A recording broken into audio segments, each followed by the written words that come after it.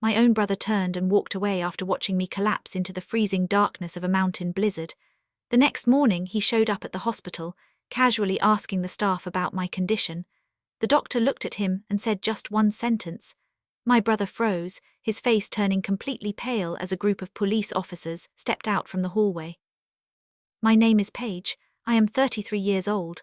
Before that freezing night in Aspen, I was actually naive enough to believe that the word family meant something. Before we go any further, tell me in the comments where you are watching this from. If you have ever been betrayed by the people who were supposed to protect you, hit that like button and subscribe. Sign the paperwork, Paige. Trent shoved the thick legal deed directly into my arms. The heavy parchment crumpled against my sweater, but I refused to take it from his hands. We were standing in the living room of our late grandmother's cabin in Aspen, Colorado. Outside, a violent blizzard was sweeping across the mountains, throwing white sheets of snow against the massive glass windows. Yet the temperature inside the cabin felt just as hostile. Trent is 36, the vice president of a prominent investment fund, and the undisputed golden child of our family. He wore an expensive cashmere sweater and a custom watch like a suit of armor, but right now that armor was cracking. He needed me to sign over my half of this $2 million cabin. He claimed he was facing a temporary liquidity issue and just needed it as collateral for a short-term bridge loan. But I am a director of medical data analytics. My entire career is built on finding anomalies in complex systems, verifying records, and identifying fraud. I know how to look through bad numbers. I knew my brother was deep in massive debt. His wife Jada is a lifestyle influencer who built a massive online following by pretending they live like royalty. Right now, she was back in Seattle, running up credit cards that were undoubtedly near their limits. I am not signing our grandmother's house over to you to fund Jada's designer handbag collection, I told him, letting the deed drop between us onto the rustic wooden floor. I stood my ground, keeping my voice level. You two have been living beyond your means for 5 years, Trent. You don't get to use my inheritance to bail out your margin calls. Trent's face twisted into a mix of panic and rage. He grabbed my arm, his fingers digging into my skin with painful force. You have no idea how much trouble I am in, he hissed, his polished facade completely gone. I need this funding by Monday morning. If I don't get the loan, my firm starts auditing my accounts. They will see everything.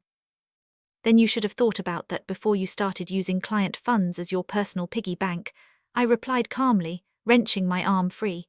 I am not liquidating family assets because you and Jada can't balance a budget. Tell your wife it's time to fly commercial. At the mention of Jada, Trent completely lost control. He lunged forward, ripped the deed off the floor and shoved me hard toward the cabin's heavy wooden front door. You have always been a selfish, jealous little brat, he shouted, his face inches from mine. You sit up there in your boring corporate job judging us because you have no idea what it actually takes to maintain a real image. He grabbed the brass handle of the front door and threw it open. Freezing wind and snow instantly roared into the warm cabin, knocking over a lamp and sending papers flying across the room. Before I could catch my balance, Trent gave me a massive shove. I stumbled backward, my boots slipping on the icy wood of the front porch. I hit the wooden railing hard as the sub-zero air slammed into my unprotected face. I have had severe asthma since childhood. Extreme cold is my absolute worst trigger. Combined with the massive adrenaline surge from the physical altercation, my lungs reacted instantly. It felt like a heavy iron band was clamping down around my chest. My airways began to close tight fast. I fell to my knees on the snow-covered porch, gasping desperately for even a sliver of air, but nothing could reach my lungs. A horrific, wheezing rattle came from my throat. I clutched my chest as the edges of my vision started to blur. I needed my rescue inhaler. It was inside the pocket of my heavy winter coat, which was hanging on a rack just inside the warm, brightly lit cabin. I reached out a trembling hand toward the open doorway. Trent, I choked out, my voice barely an audible whisper. The inhaler, please. Trent stood in the doorway, perfectly safe and warm. He looked down at me, struggling to draw a single life-saving breath. Then he looked down at the unsigned legal deed still clutched in his hands.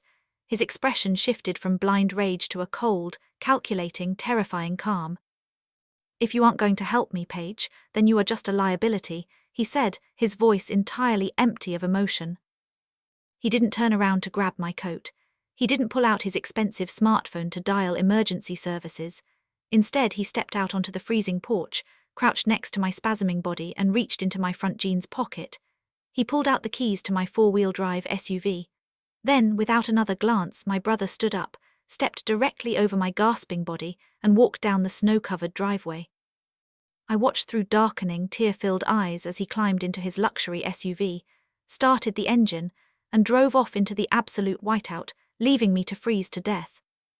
The red glow of Trent's taillights faded into the swirling white curtain of the blizzard until there was nothing left but blinding snow and the deafening roar of the wind. I lay on the freezing wood of the porch, my chest heaving in shallow, useless spasms. The cold was no longer just a temperature, it was a physical entity, a predator sinking its teeth into my bare skin. Every desperate attempt to inhale felt like breathing shattered glass directly into my airway. He was really gone.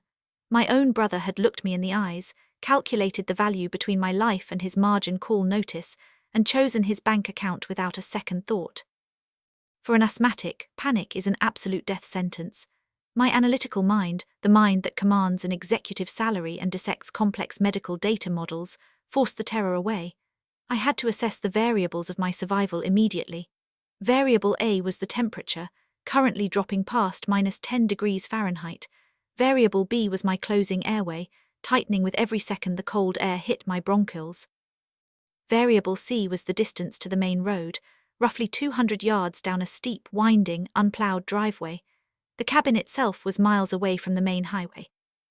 My odds of survival were statistically terrible, but I absolutely refused to become a convenient tragedy used by Trent and Jada for sympathy and financial gain. I tried to pull myself up using the icy wooden railing, but my legs immediately gave out. The lack of oxygen had stripped my muscles of basic function. Walking was physically impossible. If I stayed on this porch, I would freeze to death within the hour, becoming a cold stepping stone to Trent's financial freedom. I had to move right now. I dragged myself to the edge of the porch and dropped heavily into the knee-deep powder of the driveway. The shock was instant and brutal as the snow soaked through my thin sweater. Moisture seeped into my jeans, turning the fabric into a heavy, freezing anchor against my skin. I began to crawl. I dug my bare, shaking hands into the freezing powder, pulling the dead weight of my body forward, inch by painful inch. The wind howled through the towering aspen trees around me, mocking my pathetic progress. I lost all sensation in my hands quickly, my fingers turning a bright, angry red before shifting to a terrifying, bloodless white. Drag, pull, gasp. The cycle became my entire universe. Ice crystals whipped across my face like tiny razors, cutting my cheeks and freezing my eyelashes together. My eyes stayed locked on the faint line of dark trees marking the edge of the property. I needed to reach the county road. It was the only route where a snowplow might pass before morning. The physical pain in my chest was absolute torture. My lungs were screaming, desperate for air that my restricted airways refused to deliver. With every exhalation, a high-pitched, rattling wheeze came from my throat, a pathetic soundtrack to my desperate fight for survival. To distract myself from the overwhelming suffocation, I focused entirely on anger. I pictured Jada sitting in her flawless Seattle penthouse, filming lifestyle vlogs with a fake smile while waiting for the phone call confirming her sister-in-law tragically perished in the severe weather. I pictured Trent standing at my funeral in a custom black suit paid for by my inheritance, wiping away fake tears while secretly calculating how fast he could liquidate my medical analytics firm. The vivid image of them getting away with it, of them winning, was a fire hotter than the ice, and it refused to be extinguished. Anger is a highly effective fuel when you are running out of oxygen. 10 yards, 20 yards. My knees smashed against the hidden gravel beneath the snow, tearing the fabric of my jeans and scraping my skin raw. I didn't care about the bleeding. I pushed forward, hauling my frozen limbs through the rapidly mounting drifts. The blizzard intensified, quickly erasing the deep tire tracks Trent's luxury SUV left behind. The absolute isolation of the Colorado mountains pressed down on me from all sides. I was completely alone out there, just a failing biological speck in a massive, completely unfeeling winter storm. 50 yards, 100 yards. My vision began to tunnel severely, the edges of the world turning dark and blurry. Hypoxia was setting in. My brain was starving for oxygen, shutting down non-essential functions just to keep my heart beating. The terrifying symptoms of severe hypothermia quickly followed the lack of oxygen. The painful, biting cold suddenly began to recede, replaced by a bizarre and highly dangerous sensation of warmth. My brain whispered deceptively that it would be so much easier to stop moving. Just close your eyes for a minute. Let the soft snow act as a comfortable blanket. The urge to surrender was a heavy, intoxicating gravity pulling me down into the powder. No. I bit down on my own lip hard until I tasted the metallic tang of blood, using the sharp, sudden burst of pain to snap my fading consciousness back to reality. I pushed the lethal comfort away, forcing my bleeding hands to dig into the ice once more. Drag, pull, gasp, I could not let them win. I would not let my death be a convenient solution to his massive corporate fraud. I visualized data architecture in my mind. I visualized bank routing numbers, offshore accounts, and the digital paper trail I knew he must have left behind in his desperation. If I died in the snow, that data died with me. I had to live long enough to expose him to the world. I finally reached the end of the driveway, collapsing heavily onto the shoulder of the county road. The asphalt was completely buried beneath more than a foot of fresh snow. There were absolutely no tire tracks, no streetlights, just an endless tunnel of swirling white darkness. I lay on my side, my cheek pressed directly against the ice, my chest barely moving. The violent wheezing had stopped completely, not because my breathing cleared, but because there was no longer enough air moving through my failing lungs to make a sound. I lost the fight. My body had absolutely nothing left to give. The darkness crept further inward, swallowing the shapes of the trees, the falling snow, until only a tiny pinprick of consciousness remained. I closed my eyes as the core-deep cold finally broke through and began to shut down my organs. Just as the final thread of awareness was about to snap, a deep, rhythmic vibration vibrated through the frozen asphalt directly beneath my cheek. It wasn't the wind. A low, mechanical roar cut through the howling storm, growing louder and heavier with every passing second. I forced my heavy, frost-rimmed eyelids to open one last time. Piercing through the blinding whiteout, massive rotating yellow and halogen white lights exploded in the darkness. The towering steel plow blade of a heavy county snow truck materialized from the storm, pushing down the road. The brilliant lights flooded my entire vision, washing away the snow, washing away the night, right as my world went completely dark. The first sensation I woke up to wasn't pain, but an overwhelming, artificial warmth. The steady, rhythmic beep of a heart monitor dragged me back to reality, pulling my consciousness up from the dark void. I forced my heavy eyelids open against the harsh, unforgiving glare of fluorescent hospital lights. My throat felt like it was scrubbed with broken glass and steel wool. A thick plastic oxygen mask covered my nose and mouth, pushing pressurized air into my intensely sore lungs. I tried to swallow, and the movement instantly caused me to choke, sending a sharp spike of agony through my damaged vocal cords. I wasn't in some small mountain clinic. The sophisticated hum of machinery and the spotless, high-tech monitors surrounding my bed told me I was in a major trauma center. Through the wide glass window of the intensive care unit, I could see the distinct, rain-soaked skyline of Seattle. The medical transport team must have airlifted me back to my home medical network after stabilizing me in Colorado. My corporate insurance policy mandated transfers to specialized regional trauma centers, a policy I personally drafted the data models for last year. My career had inadvertently secured my physical survival. The heavy glass door slid open with a soft, mechanical hiss. A woman in crisp navy blue scrubs and a spotless white lab coat strode into the room. Her security badge read, Chief of Trauma, Dr. Aris Thorne. She had sharp, intelligent eyes that locked onto mine instantly, assessing my neurological status in a fraction of a second. She didn't offer a sympathetic smile or speak to me with the condescending tone people usually reserve for victims. Her demeanor carried the exact kind of high-level clinical efficiency I highly respect in corporate boardrooms.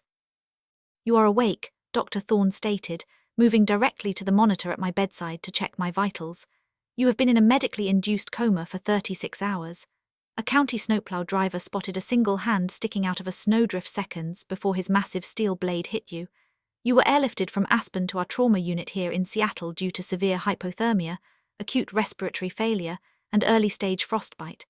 It is an absolute miracle your limbs are intact. Statistically speaking, it's a miracle you have a pulse at all. I tried to speak, desperate to thank her and demand the police immediately. The only sound that left my lips was a wet, horrific rasp that sent another wave of burning pain through my airway. Do not attempt to use your vocal cords, Dr. Thorne commanded instantly, holding up a steady hand. Your airway suffered significant trauma from the freezing air and subsequent emergency intubation during transit. If you force your voice, you risk permanent tissue damage. If you are cognitively aware and need to communicate right now, I can provide a digital tablet." I gave a stiff nod. My physical body was bruised, battered, and broken, but my analytical mind was operating with absolute ice-cold clarity. The burning anger that sustained me through the blinding blizzard had transformed into a focused, lethal resolve. I had to act quickly before Trent and Jada could control the narrative and spin my near-death experience into a tragic accident. As Dr. Thorne handed me a sanitized clinical tablet and a stylus, a broad-shouldered man in a wrinkled grey suit stepped into the room. He flashed a silver shield. "I am Detective Russo," he said, his voice gravelly and serious. "I was assigned to your case the moment Aspen authorities transferred jurisdiction. They found your purse and locked luggage inside the cabin, but your vehicle and your brother were missing. We have been trying to piece together how a woman with severe asthma ended up freezing in a snowdrift while her brother vanished into thin air. If you can write, I need to know exactly what happened on that porch." I gripped the stylus tightly. My fingers were wrapped in thick bandages, swollen and trembling from the nerve damage, but muscle memory took over. I didn't write a tearful, emotional journal entry. I wrote a highly structured, irrefutable incident report. My entire career as a director of medical data analytics trained me to present undeniable data that leaves absolutely no room for misinterpretation. I tapped the stylus against the glass screen, ignoring the sharp stings in my knuckles. I typed out my statement in clear, clinical bullet points. I detailed Trent's demand for the deed to cover his massive financial liabilities. I detailed the physical altercation. I detailed the severe asthma attack triggered by the cold. Most importantly, I detailed his intentional theft of my car keys and his deliberate, calculated decision to abandon me on that porch to die. Then I delivered the piece of evidence that would destroy him. I typed out a specific IP address and the highly encrypted login credentials to a private cloud server. I turned the tablet so Detective Russo and Dr. Thorne could view the glowing screen clearly. Detective Russo read the text aloud, his eyebrows shooting toward his hairline. "You installed hidden security cameras at the Aspen cabin." I nodded firmly, taking the tablet back to type one final paragraph. "Last summer, I installed a 4K motion-activated security network across the entire roof perimeter and front porch so I could monitor the vacant property from Seattle. The system uploads raw audio and high-definition video directly to a secure cloud server. Pull the footage between 8:00 p.m. and 9:00 p.m. on Thursday night. You won't just see him push me into the blizzard. You will see him step directly over my dying body to search my pockets for my keys." Detective Russo's posture shifted instantly from a casual investigator to a predator catching a fresh scent. He pulled his radio from his belt and began bark orders to his tech department, demanding immediate access to the IP address and freezing the video files. Dr. Thorne read the tablet again, her jaw tightening as she made no effort to hide her disgust. She looked down at me, her eyes filled with a new, deep professional respect. "You are a remarkably smart woman, Paige," she said softly. Before anyone else could speak, the ICU door burst open. A young triage nurse rushed into the room, looking incredibly stressed, her eyes wide with panic. "Dr. Thorne," she panted, clutching a clipboard tightly to her chest. "I am so sorry to interrupt the police, but we have a rapidly escalating situation down in the main lobby." "What kind of situation?" Dr. Thorne asked, instantly reverting to her clinical command voice. The nurse glanced at me with deep, uncomfortable sympathy. "It's your brother, Paige. He just showed up with his wife and a camera crew. He is making a massive scene, acting completely distraught and weeping hysterically at the reception desk. He is screaming that he has been searching for you in the blizzard for 2 days and is demanding hospital security let him up to this floor immediately to see his beloved sister." The absolute audacity of my brother was pathologically breathtaking. He wasn't just checking to see if I succeeded in dying. He brought an audience to document his fabricated grief for Jada's social media channels. Detective Russ's radio crackled with audio from the ground floor security team, confirming the chaotic scene unfolding below. I looked at the detective and tapped the digital tablet furiously with the stylus. My swollen fingers flew across the glass screen, driven by a surge of pure, unadulterated adrenaline. I turned the tablet so they could both read my hurried words. "Do not let him up here. He wants a photo opportunity next to an ICU bed to prove his innocence to his investors and her followers. Go down to the lobby and confront him while his cameras are rolling. Give him the exact audience he wants." Dr. Thorne nodded, her expression hardening into absolute steel. She understood the assignment perfectly. "I will handle the medical update," her voice dropping into a dangerously quiet register. "Detective, you handle the legal update. Let's go deliver Mr. Gallagher his diagnosis." Before walking out, Detective Russ handed his department-issue tablet to the triage nurse, instructing her to patch into the hospital's first-floor security feed. I wanted to watch every single second of this confrontation live from my hospital bed. The nurse propped the heavy tablet against my wheeled tray table as Thorne and Russo strode out of the room. The high-definition screen showed the wide, brightly lit main lobby of the trauma center. Trent was packing frantically near the reception desk. He wore a meticulously disheveled designer sweater, constantly running his hands through his perfectly messy hair to simulate extreme emotional distress. Jada stood just behind him, holding a smartphone on a stabilizing gimbal to capture his best angles. She was dabbing at her perfectly dry eyes with a tissue, playing the role of the heartbroken sister-in-law to the absolute maximum for her 500,000 followers. A small local news crew, undoubtedly tipped off by Jada herself to maximize exposure, had already set up a heavy broadcast camera near the sliding glass exit doors. Even without sound, the theatricality of his gestures was nauseating to watch. Then, the hospital IT team linked the audio feed, and the echoing noise of the lobby filled my quiet room. "You have to let me up right now," Trent screamed at the terrified receptionist, ensuring his voice carried clearly to the news crew behind him. "That is my sister. I spent 2 days searching the mountains for her in a massive blizzard. The Aspen police did nothing, so I hired my own search and rescue team. You cannot keep me from seeing her. I need to know if she is going to make it. Please."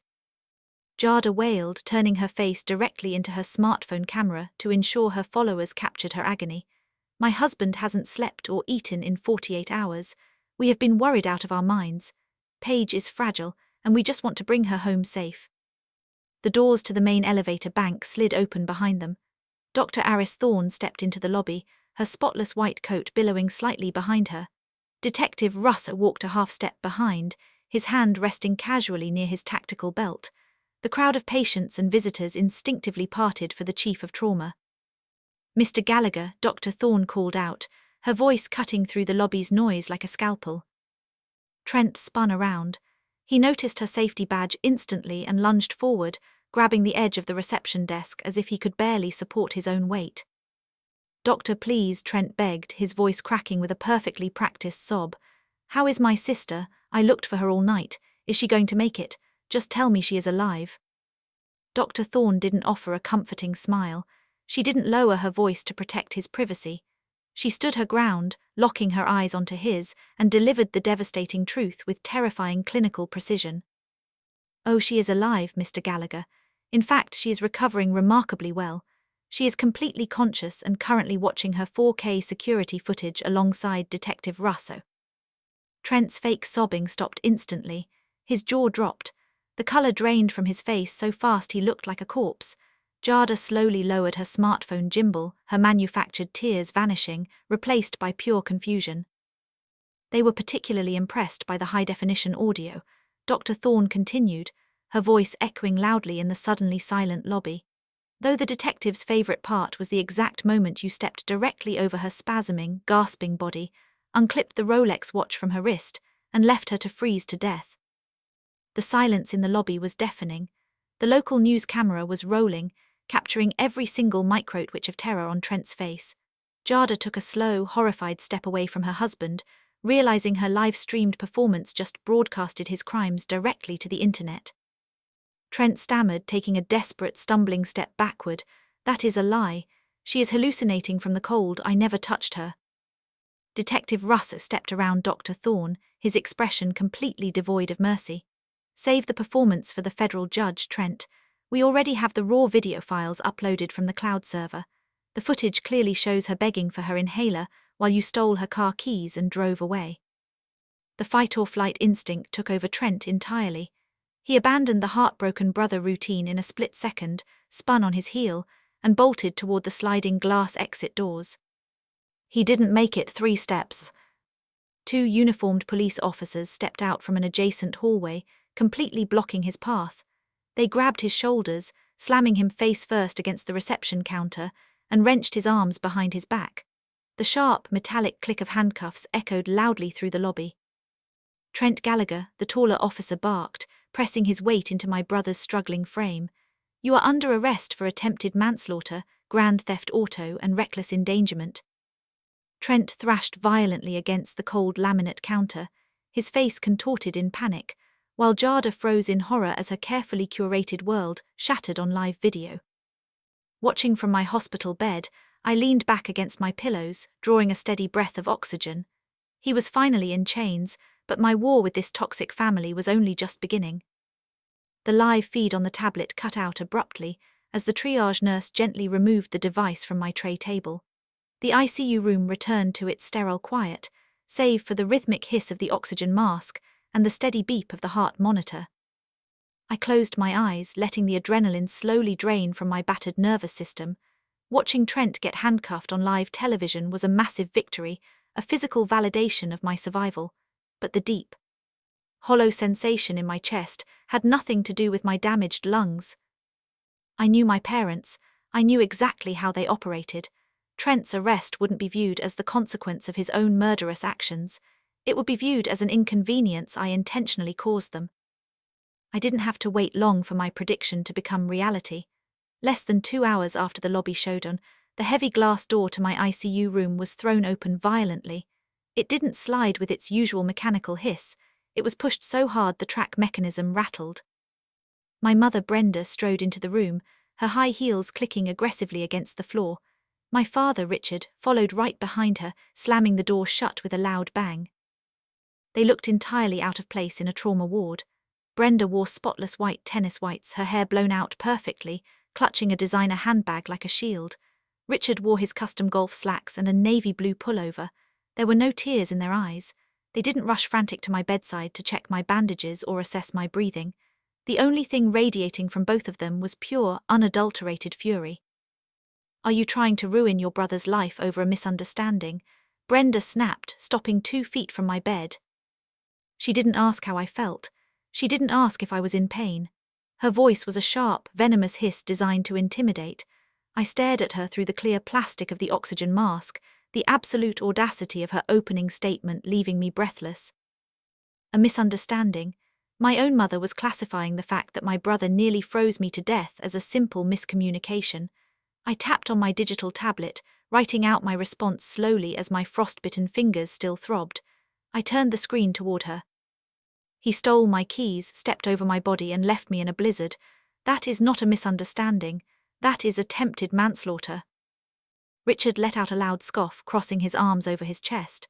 "Stop being so dramatic, Paige." He stepped closer to the bed, looking down at me with the same aggressive posture he used to win corporate negotiations. "You two had a disagreement about the cabin. You have been prone to hysterics since you were a child whenever you didn't get your way. Trent said you rushed out onto the porch and slipped. He panicked because he had an urgent flight to catch regarding a margin call notice. He had no idea you were having an asthma attack. You are completely blowing this out of proportion just to punish him." The coldness in my father's eyes was absolute. He already accepted Trent's fabricated story because it was the most convenient option to preserve his golden child. He didn't care about the 4K security footage. He didn't care that the chief of trauma confirmed the severity of my condition. He only cared that his perfect son was currently sitting in a police holding cell. "You need to fix this right now," Brenda ordered, stepping up to the guardrail of my bed. She pointed a perfectly manicured finger at my face. "You call Detective Russo this instant. You tell him that your asthma attack caused severe hypoxia, which made you hallucinate what happened on the porch. You say Trent tried to help you but had to leave to find cell service. You drop these ridiculous charges immediately." I glared at her, my fingers tightening against the edges of the digital tablet. I typed furiously, ignoring the stinging pain in my joints. "I am not lying to the police to save a man who tried to kill me. The security cameras caught everything. The audio is clear. He told me I was a liability. He took my Rolex. He took my keys. He left me to die." "Who cares about a stupid watch?" Richard shouted, his face turning a deep, angry red. "Do you have any idea what you are doing to this family? The local news just broadcasted Trent being arrested in the lobby. Do you know how humiliating that is? We have the annual charity gala at the country club this weekend. Our friends are already calling asking why our son was in handcuffs on television. You are making us a laughingstock in front of the entire board. There it was, the absolute bottom line. My near-death experience was nothing more than a social inconvenience to them. I was lying in an intensive care unit, hooked up to life support, fighting for every breath, and my parents were agonizing over their reputation at the country club. They cared more about answering awkward questions over cocktails than the fact that their daughter was almost delivered back to them in a body bag. Brenda leaned over the bed, dropping her voice to a harsh, threatening whisper. You listen to me, Paige. Your brother is on the verge of a massive promotion. Jada is finalizing major brand deals. They have a future. You just sit alone in your data lab processing numbers. You don't need the family name the way they do. If you don't call the police and recant your statement right now, we will cut you off completely. We will release a public statement saying your mental health has deteriorated and that you made these allegations out of jealousy. They expected me to cry. They expected the old Paige, the daughter who spent 3 decades desperately craving their approval, to break down and apologize for causing trouble. They thought I would back down, sign whatever they wanted, and sacrifice my own reality to protect their golden child. But as I looked at their angry, selfish faces, I felt absolutely nothing. There were no tears threatening to fall, no familiar pit of guilt twisting in my stomach. The freezing blizzard hadn't just killed the tissue in my limbs, it severed the final remaining ties between me and these people. They weren't my parents, they were just Trent's enablers. I held my mother's gaze as my damaged hand slowly reached for the side rail of the bed. I didn't type another word on the tablet. I offered no defense or justification. Instead, I pressed my thumb firmly onto the large, red emergency call button. Within seconds, the heavy glass door slid open. A burly hospital security guard and a triage nurse stepped into the room.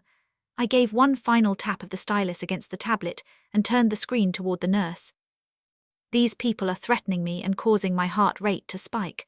They are not authorized visitors. Please have security remove them permanently. Brenda gasped, her jaw dropping in horror as the security guard stepped forward and placed a firm grip on Richard's arm. You can't do this, she shrieked, her country club composure shattering completely. We are your parents. I watched with cold, silent satisfaction as the guards physically marched them out the door. Richard shouted about disinheriting me while Brenda screamed that I was selfish.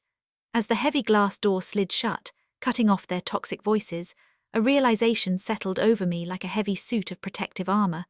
The family had officially declared war on me, and I was absolutely ready to destroy them all. My first step was to assess the battlefield. I reached for my personal smartphone, which a nurse had kindly plugged into a charger near my tray table. I needed to begin gathering my own digital assets, lock down my corporate accounts, and prepare an airtight legal defense with Detective Russo. But before my frostbitten thumb could even unlock the home screen, the device began to vibrate violently in my hand. It wasn't a normal phone call or a standard text message. It was a continuous machine gun barrage of notifications, cascading down my screen faster than my eyes could track. They were all alerts from a major social media platform. Mentions, direct messages, and tags were spiking by the thousands. Frowning, I ignored the sting in my knuckles and tapped on the most recent notification. The application opened, and my sister-in-law's meticulously made-up, flawless face filled the screen. Jada was a master of the digital universe. As a highly successful African-American lifestyle influencer, she built an empire of over 500,000 loyal followers by monetizing a carefully crafted illusion of perfection. She sold her audience high-end wellness routines, luxury travel aesthetics, and the image of a highly desirable, perfect marriage to a wealthy finance executive. And now, she was using that massive platform to launch a coordinated, lethal strike against my character. The video was posted less than an hour ago, bypassing traditional media entirely to weaponize her fanatical fan base directly. She was sitting in the immaculate living room of her Seattle penthouse. The lighting was soft and cinematic. She wore an oversized cashmere sweater, her usually perfect hair tossed in a way that suggested a woman pushed to the absolute edge of emotional collapse. I turned up the volume on my phone, watching her performance begin. My beautiful community, Jada said softly to the camera, her voice trembling with manufactured grief.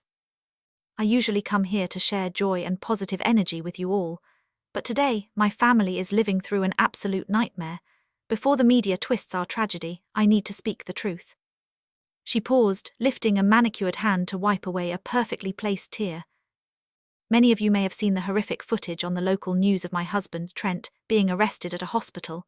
What the news isn't telling you is the heartbreaking reality we have been dealing with behind closed doors. My sister-in-law, Paige, has been struggling with a severe prescription drug addiction for years. We have tried everything to help her. We offered to pay for rehab. We staged interventions. We have given her nothing but love and support." My jaw clenched so tightly my teeth ached. She wasn't just lying. She was weaponizing the language of mental health and addiction to assassinate my credibility. Jada looked directly into the camera lens, her expression shifting to one of deep, tragic pity. "This weekend at our family cabin in Aspen, Paige suffered a severe drug-induced hallucination. She became violent, stole items from the house, and ran out into the deadly blizzard in a state of complete psychosis. My husband risked his own life searching the woods for her all night. When she was finally found by a snowplow driver and brought to the hospital, we thought our prayers were answered. We rushed to be by her side instantly." She let out a raspy, cinematic sob, covering her mouth as if overwhelmed by the weight of the betrayal. However, instead of getting the psychiatric help she desperately needs, Paige is now using this tragedy to blackmail us. She is demanding we sign over family property to fund her addiction, and she filed completely fabricated, malicious reports with the police to force our hand. Addiction is a horrific disease. It turns the people you love into monsters who will do anything for their next fix. We have decided to set firm boundaries to protect our family, but we are completely heartbroken. Please keep Trent in your prayers as we fight to clear his name." The video cut to black. I stared at the screen, my analytical brain instantly dissecting the brilliance of her strategy. It was a masterclass in devastating digital warfare. By framing me as a hallucinating, unstable addict, Jada provided a convenient, socially acceptable explanation for why I was found wandering in the snow. She transformed Trent from a cold-blooded attempted murderer into a tragic, self-sacrificing hero dealing with a toxic family member. Best of all, she preemptively discredited any evidence I might bring forward, painting the security footage and police reports as malicious fabrications created by an addict trying to extort money. I looked at the metrics beneath the video. It already had 300,000 views, climbing exponentially with every refresh. The comments section was an absolute bloodbath. Jada cultivated a following that functioned like a loyal army, and she just pointed them directly at me. Other influencers and minor celebrities were already chiming in, leaving heart emojis and messages of support for Jada and Trent, praising their bravery for dealing with such a toxic family member. They praised her for setting boundaries. In the court of public opinion, the narrative had been successfully hijacked and completely inverted. Right then, the digital noise escalated from a public smear campaign into a targeted personal attack. Somehow, either through Jada's deliberate leaks or her rabid, followers' tireless digging, my personal cell number and private social media handles were doxed to the internet mob. My phone screen lit up, completely freezing under the massive influx of data. The notifications became an endless, scrolling waterfall of pure digital venom. Direct messages flooded my inbox. Texts from unknown numbers bombarded my screen saying things like, "You're a disgusting addict. How dare you try to ruin an innocent man's life just to fund your habit? You should have frozen out there in that snowdrift. I hope the police lock you in a psych ward forever." The device grew hot in my hand as hundreds of hate messages poured in every single minute. Strangers from all across the country, people who knew absolutely nothing about me or the truth of that freezing night in Aspen, were actively wishing for my destruction. This viral mob was relentless, blind, and terrifyingly efficient. Trapped in a hospital bed with my body battered, I was now completely isolated under the crushing weight of a nationwide smear campaign. The onslaught of hatred continued to detonate across my screen, burying me in a brand new storm. The device vibrated so violently, it nearly slipped from my heavily bandaged fingers. Navigating directly to the settings menu, I forced a shutdown of every single social media alert. The sudden digital silence that descended upon the room was instantaneous, but the damage had already accelerated beyond my control. As a director of medical data analytics, my entire professional existence was built on absolute data integrity, ironclad security clearances, and unshakable trustworthiness. The systems I managed audited the distribution of pharmaceuticals and enforced HIPAA compliance frameworks across nationwide hospital networks. If the public perceived me as a compromised addict wandering around in a state of drug-induced psychosis, my career was effectively dead. My phone vibrated again. This time, it wasn't a hate message from Jada's followers. The name on the caller ID was David Preston, the CEO of my firm. David was a ruthlessly pragmatic, numbers-driven man who personally recruited me to overhaul the company's compliance architecture. I slid the green icon and brought the device to my ear, bracing for the impact. "Paige, tell me you're safe and recovering," David said. His voice was tense, stripped of its usual confident corporate boom. "I'm in the ICU, David. I survived," I replied, my voice still a harsh, painful rasp from the freezing air. "I saw the local news coverage of Trent's arrest in the lobby," David continued, his tone shifting rapidly into cautious corporate diplomacy. "And then, the board forwarded me a video your sister-in-law posted online. A video that currently has over 2 million views and is trending nationwide." I closed my eyes, leaning my head back against the stiff hospital pillow. "David, every single word in that video is a fabricated lie designed to cover up attempted manslaughter. I do not have a prescription drug habit. I was physically assaulted and left to freeze to death." "I want to believe you, Paige. Personally, I really do," David sighed heavily. "But professionally, my hands are completely tied. Our firm manages highly sensitive medical records for over 14 million patients. Your specific department audits controlled substance tracking and hospital compliance. The board called an emergency meeting 20 minutes ago. 3 of our largest hospital network clients have already called our legal department, threatening to suspend their multi-million-dollar contracts. They absolutely cannot have a chief director with a top-level security clearance trending nationwide under allegations of severe prescription addiction and mental instability." The room felt suddenly drained of oxygen once again. "We are placing you on suspension, effective immediately," David confirmed, his voice laced with a regret that was entirely useless to my survival. "You will be on unpaid administrative leave pending a full corporate investigation and the absolute resolution of these legal matters. Your corporate access credentials have already been revoked. Your company laptop and secure servers are locked down. I'm incredibly sorry, Paige. Get well, clear your name, and then we'll talk about bringing you back." The line went dead. I lowered the phone slowly onto my lap. In the span of 48 hours, Trent and Jada had stripped me of everything. My brother took my physical safety and tried to steal my inheritance. My parents destroyed my sense of family by actively defending the man who tried to end my life. And now, Jada took my reputation, my income, and my daily professional purpose. I was entirely severed from the career I spent a decade building from scratch. An hour later, Dr. Thorne walked into the room with a thick stack of discharge papers.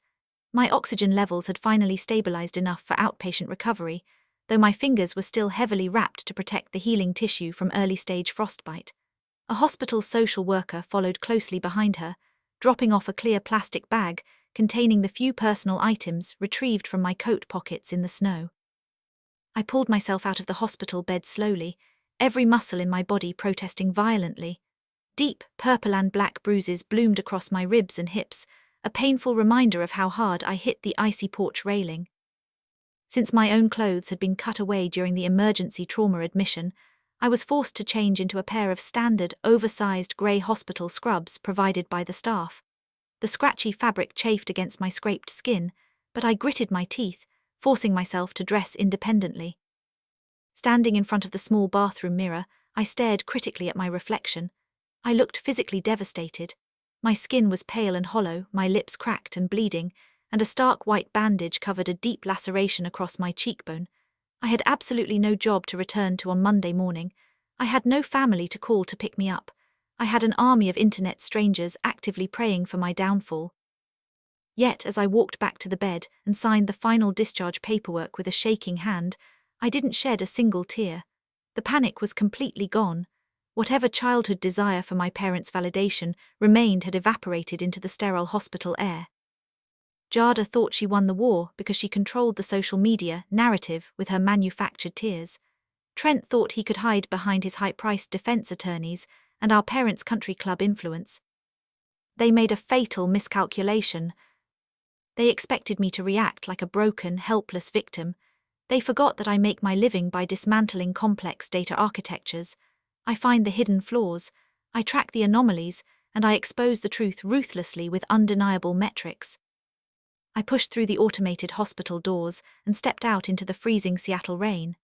My body was bruised, battered, and officially stripped of its routine, but my analytical mind was now operating with absolute ice-cold clarity. I hailed a rideshare at the hospital curb, sliding into the backseat of a quiet sedan. The driver didn't ask about the oversized grey hospital scrubs or the thick white bandages wrapped around my hands, for which I was profoundly grateful. As we navigated through the slick, rain-soaked streets of Seattle, I compartmentalized the physical pain to focus on my immediate priorities. Step 1 was securing my physical environment. My home office contained a fireproof safe with encrypted backup drives, hardware ledgers, and emergency cash. Step 2 was initiating a total financial lockdown on all my personal accounts before my parents could attempt any further manipulation. The car pulled up to my modern, 3-story townhouse. I thanked the driver and stepped out into the freezing downpour, walking up the paved driveway. My property was my sanctuary. It was paid for in full 3 years ago using the corporate bonuses I earned designing predictive healthcare models. It was the one place the toxic tentacles of my family were never permitted to penetrate. I designed my life explicitly to be an independent fortress. I reached the covered front porch and pressed my bruised index finger against the biometric smart lock on the heavy front door. I pressed my thumb against the glass sensor. A sharp double beep echoed, and the LED indicator flashed a solid, angry red. Access denied. I frowned, wiping a drop of cold rain from the sensor, assuming moisture or my damaged skin was interfering with the optical reading. I moved my hand to the keypad, entering my highly secure 6-digit master passcode. The harsh double beep echoed across the porch again. The red light flashed. The master code had been entirely wiped from the system firmware. A cold spike of adrenaline shot through my veins, temporarily overriding the dull ache in my fractured ribs. I reached into the plastic bag of hospital belongings and retrieved my physical backup key. I inserted the metal key into the manual override cylinder beneath the keypad. It wouldn't turn. I pulled the key out and inspected the lock mechanism closely. The brass cylinder was entirely different from the one I installed. Looking down, I noticed tiny, fresh metal shavings scattered across the welcome mat. The entire lock had been professionally drilled out and replaced within the last 24 hours. Before I could fully process this massive legal violation, the voice-activated porch light clicked to a brighter setting. A shadow moved past the frosted glass side panel of my front door. I took a cautious step backward as the interior hallway lights illuminated. Standing right inside my house, protected by the heavy reinforced glass, were my brother and sister-in-law. Trent wasn't wearing a bright orange county jail jumpsuit. He wore a spotless dark grey designer tracksuit, casually holding a steaming mug of my expensive imported coffee. Our parents moved with lightning speed, utilizing their vast wealth and high-priced defense attorneys to post an undoubtedly astronomical bail for an attempted manslaughter charge. Their priority was getting their golden child out of a holding cell, not checking if I could breathe on my own. Standing next to him was Jada. She was no longer wearing the oversized, tear-stained sweater from her viral extortion video. She wore a sleek designer jumpsuit, her hair slicked back perfectly into a tight bun. She held her smartphone casually in one hand, the screen completely dark. She didn't need to perform for an audience right now. The influencer mask of fake tears was completely removed, exposing the predatory, calculating opportunist beneath. I stared at them through the glass, the freezing rain soaking through my thin hospital scrubs. They broke into my home. They invaded the only safe haven I had left. I stepped forward, slamming my fist against the heavy door, ignoring the sharp pain radiating through my damaged knuckles. "Get out of my house," I shouted, my voice raspy but echoing loudly on the quiet residential street. "You are trespassing. I am calling the police right now." Trent didn't flinch. He took a slow, arrogant sip of my coffee and smiled. It was a hollow, dead-eyed smile that sent a wave of absolute revulsion through my stomach. He casually gestured for Jada to step forward. Jada walked right up to the glass. She didn't bother to unlock or open the door. Instead, she knelt near the thick weather stripping at the base of the threshold. She pushed a thick, folded manila envelope through the narrow metal mail slot at the bottom of the door. The envelope landed with a heavy thud onto my wet porch mat. I looked down at the envelope, then back up at their smug faces. I crouched down slowly, my bruised ribs screaming in protest, and retrieved the heavy paper package. My bandaged fingers tore open the seal. Inside were several pages of dense, highly structured legal documentation, printed on the heavy cardstock preferred by top-tier corporate law firms. I scanned the bold black text at the top of the first page. Emergency petition for temporary conservatorship. Attached right beneath it was a second, equally terrifying legal document. Temporary medical power of attorney. My analytical brain decoded the devastating legal trap they just laid out instantly. They weaponized my emergency trauma admission.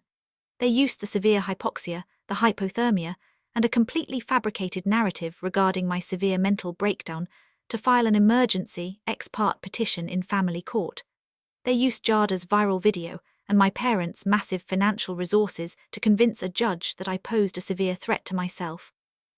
They were using the exact legal framework, designed to protect vulnerable patients, as a weapon to strip away my physical autonomy and financial independence. By establishing a temporary medical power of attorney and a pending conservatorship, Trent now possessed the presumptive legal authority to occupy my residence, access my bank accounts, and make binding decisions on my behalf. They weren't just trying to steal the Aspen cabin anymore. They were actively executing a hostile corporate takeover of my entire life.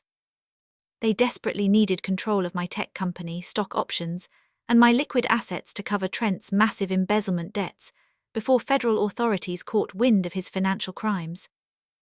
I looked up from the terrifying legal documents. The rain was freezing on my skin, but a new unquenchable fire was burning furiously in my chest. I walked directly to the glass, bringing my face inches from Jada's. Jada leaned in on the other side, her perfectly lined lips curling into a wicked, triumphant smile. Her voice carried clearly through the thick glass door, dripping with absolute malice. "You're legally incompetent, Paige," Jada sneered through the glass. "We took over your assets to help you recover." I stared at her perfectly contoured face, watching the pure malicious joy radiating from her eyes. 5 years ago, the old me would have screamed until my vocal cords bled. I would have pounded on the glass, begging for my home back.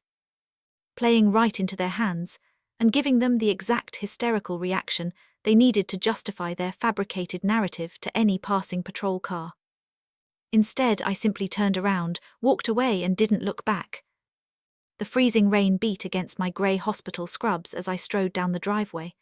I reached into the hidden lining of my sports bra, retrieving the emergency titanium encrypted flash drive and the heavy stack of high denomination bills I always kept vacuum-sealed for the absolute worst-case scenario. Working in cybersecurity and medical data teaches you to prepare for a system failure. Today, the failed system was my own family. I flagged down a passing city cab, handing the driver a crisp $100 bill and directing him to the Apex Grand. It was a fortress of a hotel catering to visiting tech executives and foreign diplomats, featuring automated elevator protocols and strict floor access controls. I paid cash for a week up front, using a corporate alias normally reserved for security audits. The suite was spacious, sterile, and absolutely quiet. I locked the heavy deadbolt, fastened the secondary security latch, and stripped off the damp, scratchy hospital scrubs. After a scalpel-hot shower that sent waves of pain through my bruised ribs, I wrapped myself in a thick, plush robe. Sitting at the heavy mahogany desk, I turned on the desk lamp and spread the damp legal documents across the polished wood. I needed to dissect their trap. The emergency petition for temporary conservatorship was a masterpiece of weaponized legal loopholes. My parents spared no expense, hiring a bulldog firm known for hostile corporate takeovers, effectively treating my life like a corporate raid. But the cornerstone of their entire petition rested on a single medical affidavit. I slid my finger down the page to the signature line, Dr. Seelers Montgomery. A quick search on the hotel room's tablet confirmed my suspicions. Montgomery was a high-priced, heavily sanctioned psychiatrist catering exclusively to the ultra-wealthy, operating as a legal hitman in a white coat. He made a lucrative living rubber-stamping competency assessments for wealthy families who wanted to silence troublesome heirs or seize control of trust funds. Montgomery signed a sworn statement declaring me a severe danger to myself, due to acute substance withdrawal and post-traumatic psychosis from the blizzard. He hadn't even spoken to me. He based his entire diagnosis on Jada's viral video and a heavily redacted, forged intake report, likely obtained by my parents bribing a rogue administrator. When it comes to ex parte guardianship hearings, the American legal system has a terrifying blind spot. As long as the medical affidavit looks legitimate, a judge can temporarily strip away your basic civil liberties without you ever setting foot in the courtroom. Once you are locked inside the system, escaping is a bureaucratic nightmare. You lose the right to hire your own counsel, the right to access your own money, and even the right to refuse forced medication. My family was trying to bury me alive legally. The audacity of the legal maneuver was staggering, but my analytical mind locked onto the numbers. Why go to this extreme length? Why risk federal fraud charges to lock me in a conservatorship? I reviewed the asset schedule attached to the petition. Trent listed himself as the primary trust conservator. If the judge granted the final order next week, Trent would gain unilateral, unchecked authority to liquidate my corporate stock options, my real estate portfolio, and my liquid offshore reserves. Trent wasn't just greedy, he was a drowning animal. My brother was a vice president at Vanguard Capital, a mid-sized but aggressive investment fund, living a life far beyond his legitimate compensation. Jada's influencer facade required staggering expenditures. The private jets, the custom wardrobe, the luxury rentals all cost money. I knew my brother's salary. It was physically impossible for it to sustain the millions they burned through annually. Trent was deep in hidden debt, likely an impending margin call notice or embezzled client funds. He needed a massive, untraceable infusion of cash immediately, and my grandmother's cabin was merely the appetizer. When I refused to sign the Aspen property over to him on the porch, he realized he needed the entire vault. He left me to freeze so he could inherit everything. When the snowplow ruined his murder plan, my parents scrambled to execute Plan B. They were going to lock me in an asylum, declare me legally incompetent, and let Trent drain my accounts to save himself from federal prison. They chose to sacrifice my freedom and my sanity to protect their golden child from facing the consequences of his financial crimes. They cornered me physically and legally.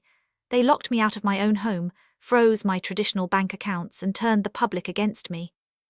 But they fundamentally misunderstood the battlefield. They believed power resided in country club connections, viral social media tiers, and forged legal signatures. They didn't understand that in the modern world, real power resides entirely in the data. I reached into my bag and retrieved the encrypted titanium flash drive. Walking to the wall-mounted smart TV, I bypassed the hotel's network entirely by booting a secure, untraceable operating system directly from my drive. The screen flickered from the hotel welcome menu to a dead black command terminal. Bypassing the standard firewalls, I established a secure tunnel directly to my firm's hidden backup servers. My bruised, bandaged fingers hovered over the glass keyboard. I spent my entire life trying to be a good daughter, trying to earn the love of parents who viewed me as a spare parts bin for their golden child. That version of Paige froze to death on the porch in Aspen. The woman sitting in this hotel room was a highly trained data architect, holding the digital keys to global financial systems. It was time to stop reacting and start hunting. My fingers flew across the keyboard, despite the lingering pain from the cold. The clinical silence of the hotel suite was a stark contrast to the chaotic blizzard I barely escaped, and the legal storm currently surrounding me. But in the digital realm, I was the one in absolute control. My first target was Trent. I needed to understand the exact shape and scale of his desperation. He was a vice president at Vanguard Capital. His official salary, while substantial, could never cover the lavish lifestyle Jada constantly showcased on her social media channels. I started by pulling Vanguard Capital's public regulatory filings. I wrote a quick Python script to scrape their quarterly reports, cross-referencing their declared assets under management against the specific investment portfolios Trent managed. The numbers were complex, intentionally obscured by layers of corporate jargon, but to me, they were just data points waiting to be organized. I constructed a dynamic dashboard plotting Trent's portfolio performance over the last 5 years. The trend line was stable initially, but approximately 18 months ago, it became highly volatile. Sharp, unexplained drops were followed by sudden, aggressive rebounds. It didn't look like strategic investing, it looked like high-stakes gambling. Next, I turned my attention to Jada's digital footprint. I didn't need to hack into her private accounts. She broadcasted her life daily to 500,000 people.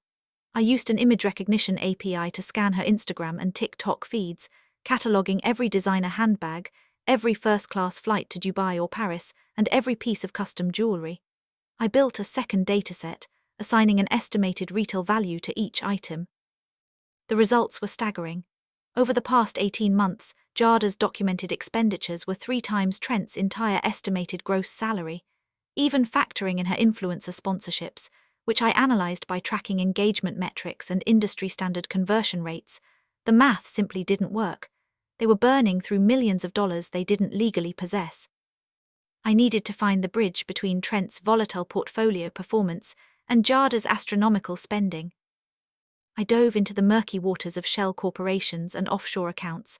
I used specialized search protocols to scan public registries in Delaware, Nevada, and Wyoming, states known for corporate anonymity. I searched for variations of Trent's name, Jada's maiden name, and even the names of their childhood pets. Hours dissolved. The hotel room remained silent except for the rapid clicking of my keys. My eyes burned, but the thrill of the hunt kept me focused. I finally found a thread. A Delaware LLC named Aegis Holdings, registered exactly 2 weeks before the first major drop in Trent's portfolio performance.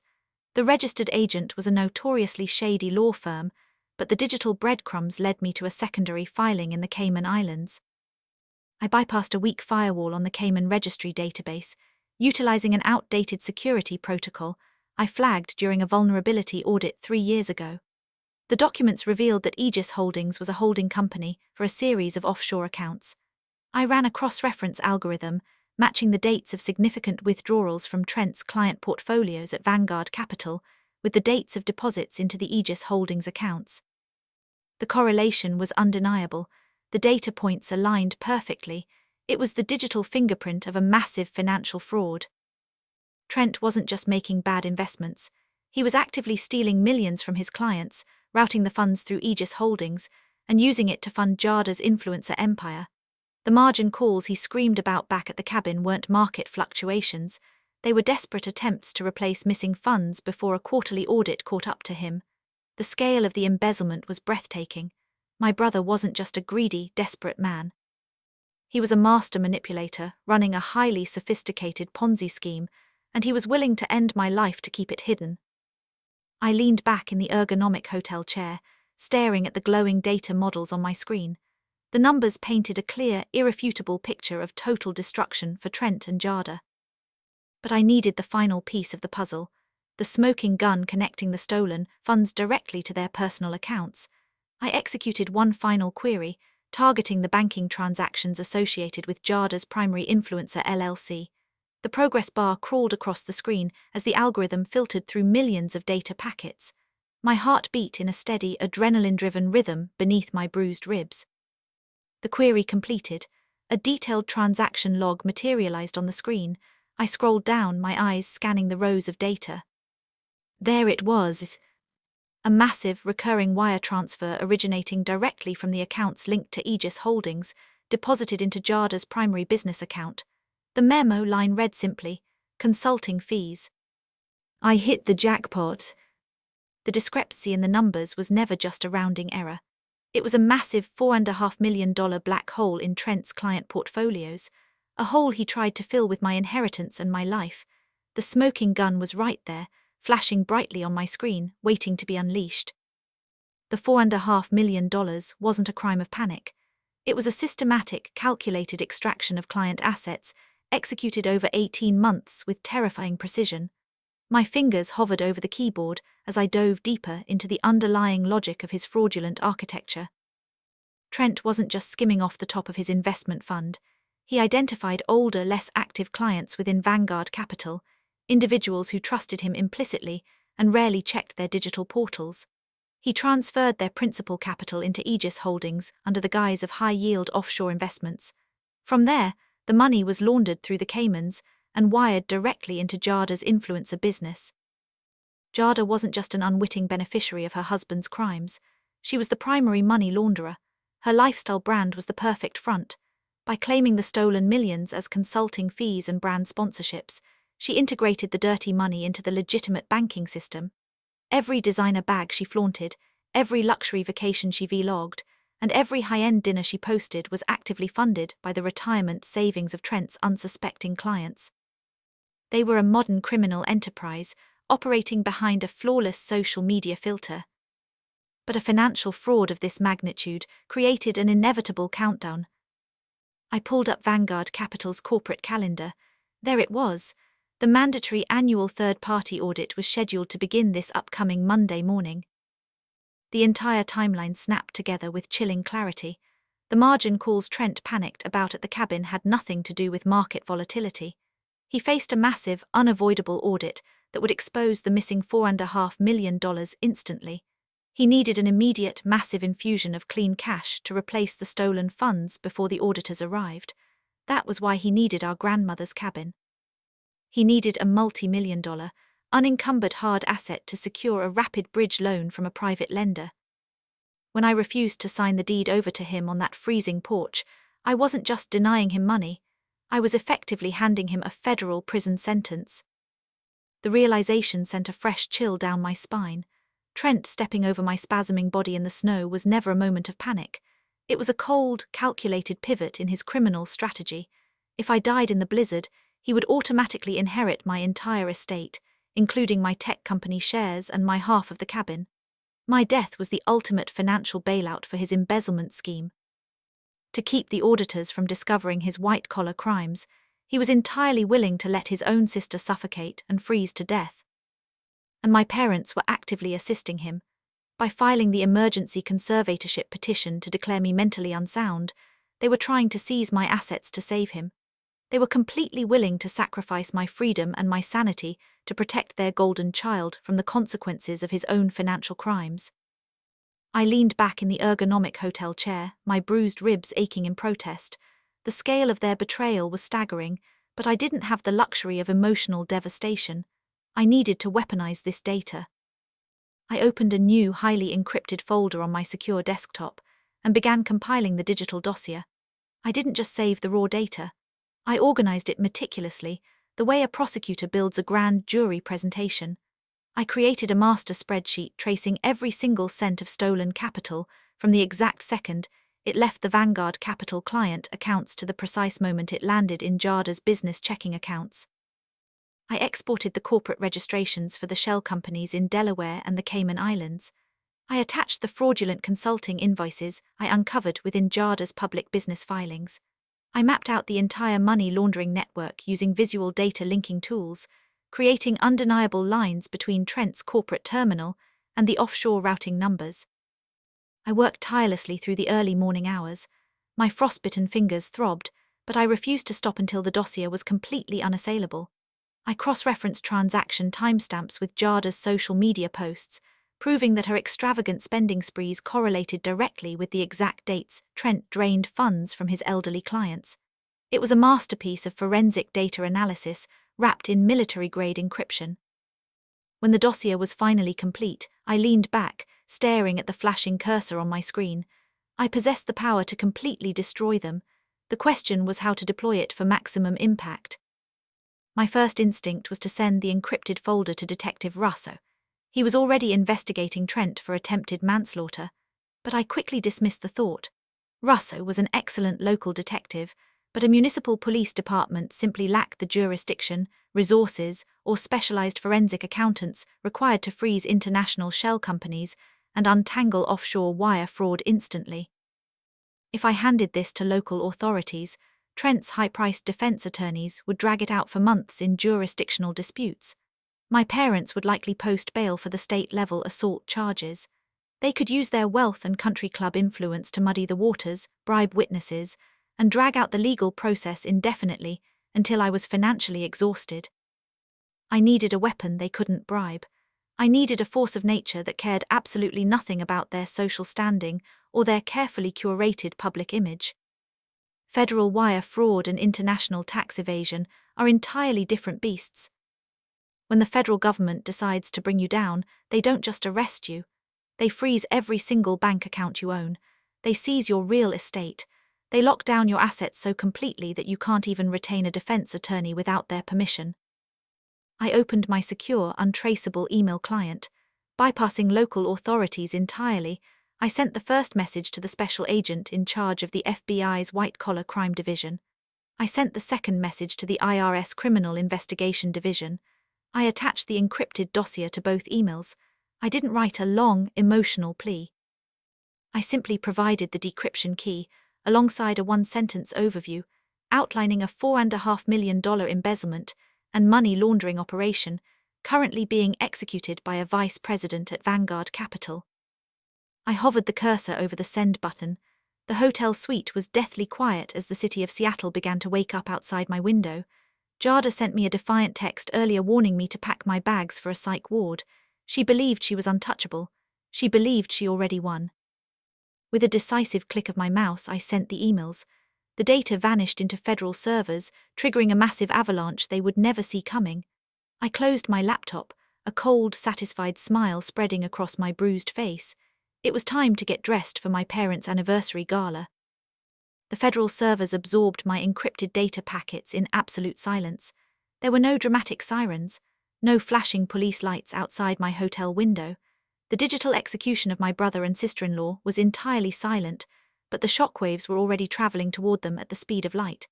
My smartphone vibrated violently against the polished mahogany desk, breaking the stillness of my secure suite with a new text message from Jada.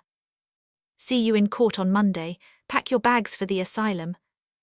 I stared at the notification, feeling an incredible sense of detachment. A few days ago, a threat like that would have sent me into a blind panic. It would have triggered my asthma and left me desperately scrambling to defend my sanity. Now, it just felt pathetic. Jada was sitting in her luxury Seattle penthouse, completely confident in her manufactured reality, entirely unaware that her entire influencer empire was currently being dismantled by federal agents. I didn't reply, I didn't block her. I simply swiped left and deleted the entire message thread. Engaging with a ghost was a complete waste of my time. I needed to prepare for tonight. I picked up the hotel room phone and dialed the executive concierge. I requested an emergency personal shopper, providing my exact measurements, a corporate credit card, and a very specific dress code. 2 hours later, a sleek black garment bag was delivered directly to my suite. I stripped off the plush robe and dressed carefully. The outfit was a sharp, tailored masterpiece, a deep, commanding emerald green suit that instantly drew the eye and projected absolute authority. The structured blazer perfectly concealed the heavy medical bandages wrapped tightly around my fractured ribs. I paired it with a crisp white silk blouse and pointed heel pumps that clicked against the hardwood floor like a ticking clock. Sitting in front of the brightly lit vanity mirror, I applied my makeup with meticulous care.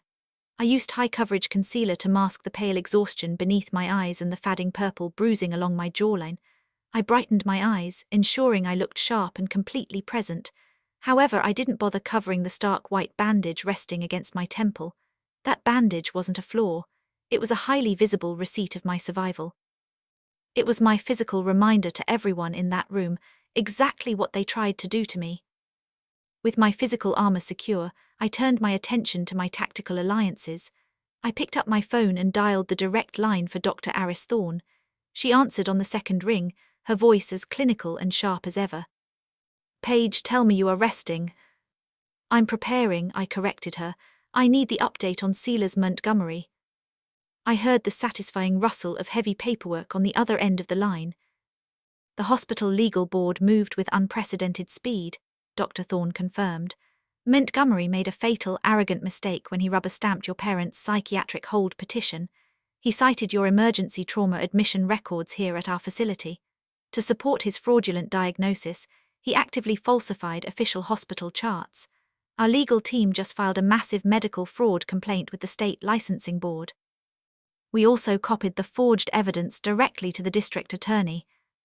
I smiled at my reflection in the mirror. So his career is over. Montgomery faces immediate revocation of his medical license alongside severe criminal charges for HIPAA violations, Dr. Thorne stated with pride. "Your parents' conservatorship petition is completely dead in the water. The medical affidavit supporting their entire legal strategy is now classified as fraudulent evidence." "Thank you, Dr. Thorne," I said, a genuine wave of relief washing over my tense shoulders. They thought they could buy a diagnosis with their country club money, They forgot they were dealing with the chief of trauma.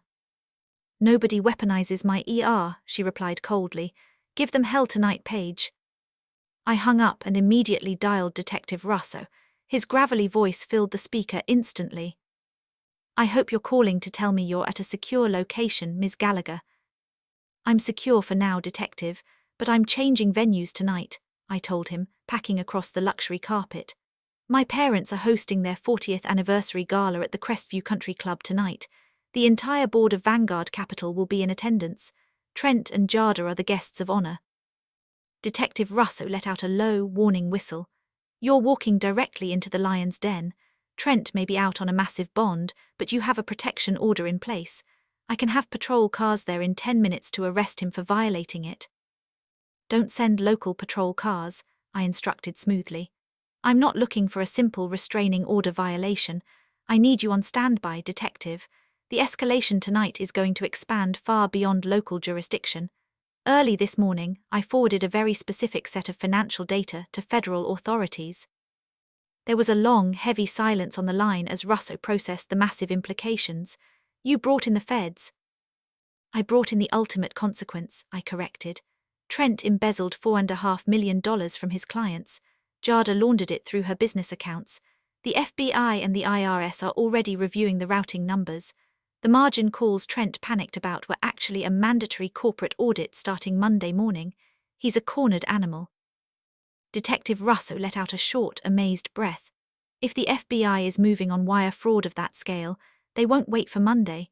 They move incredibly fast to prevent asset destruction and flight risks. I'll coordinate with the local federal field office and have my squad waiting on the perimeter.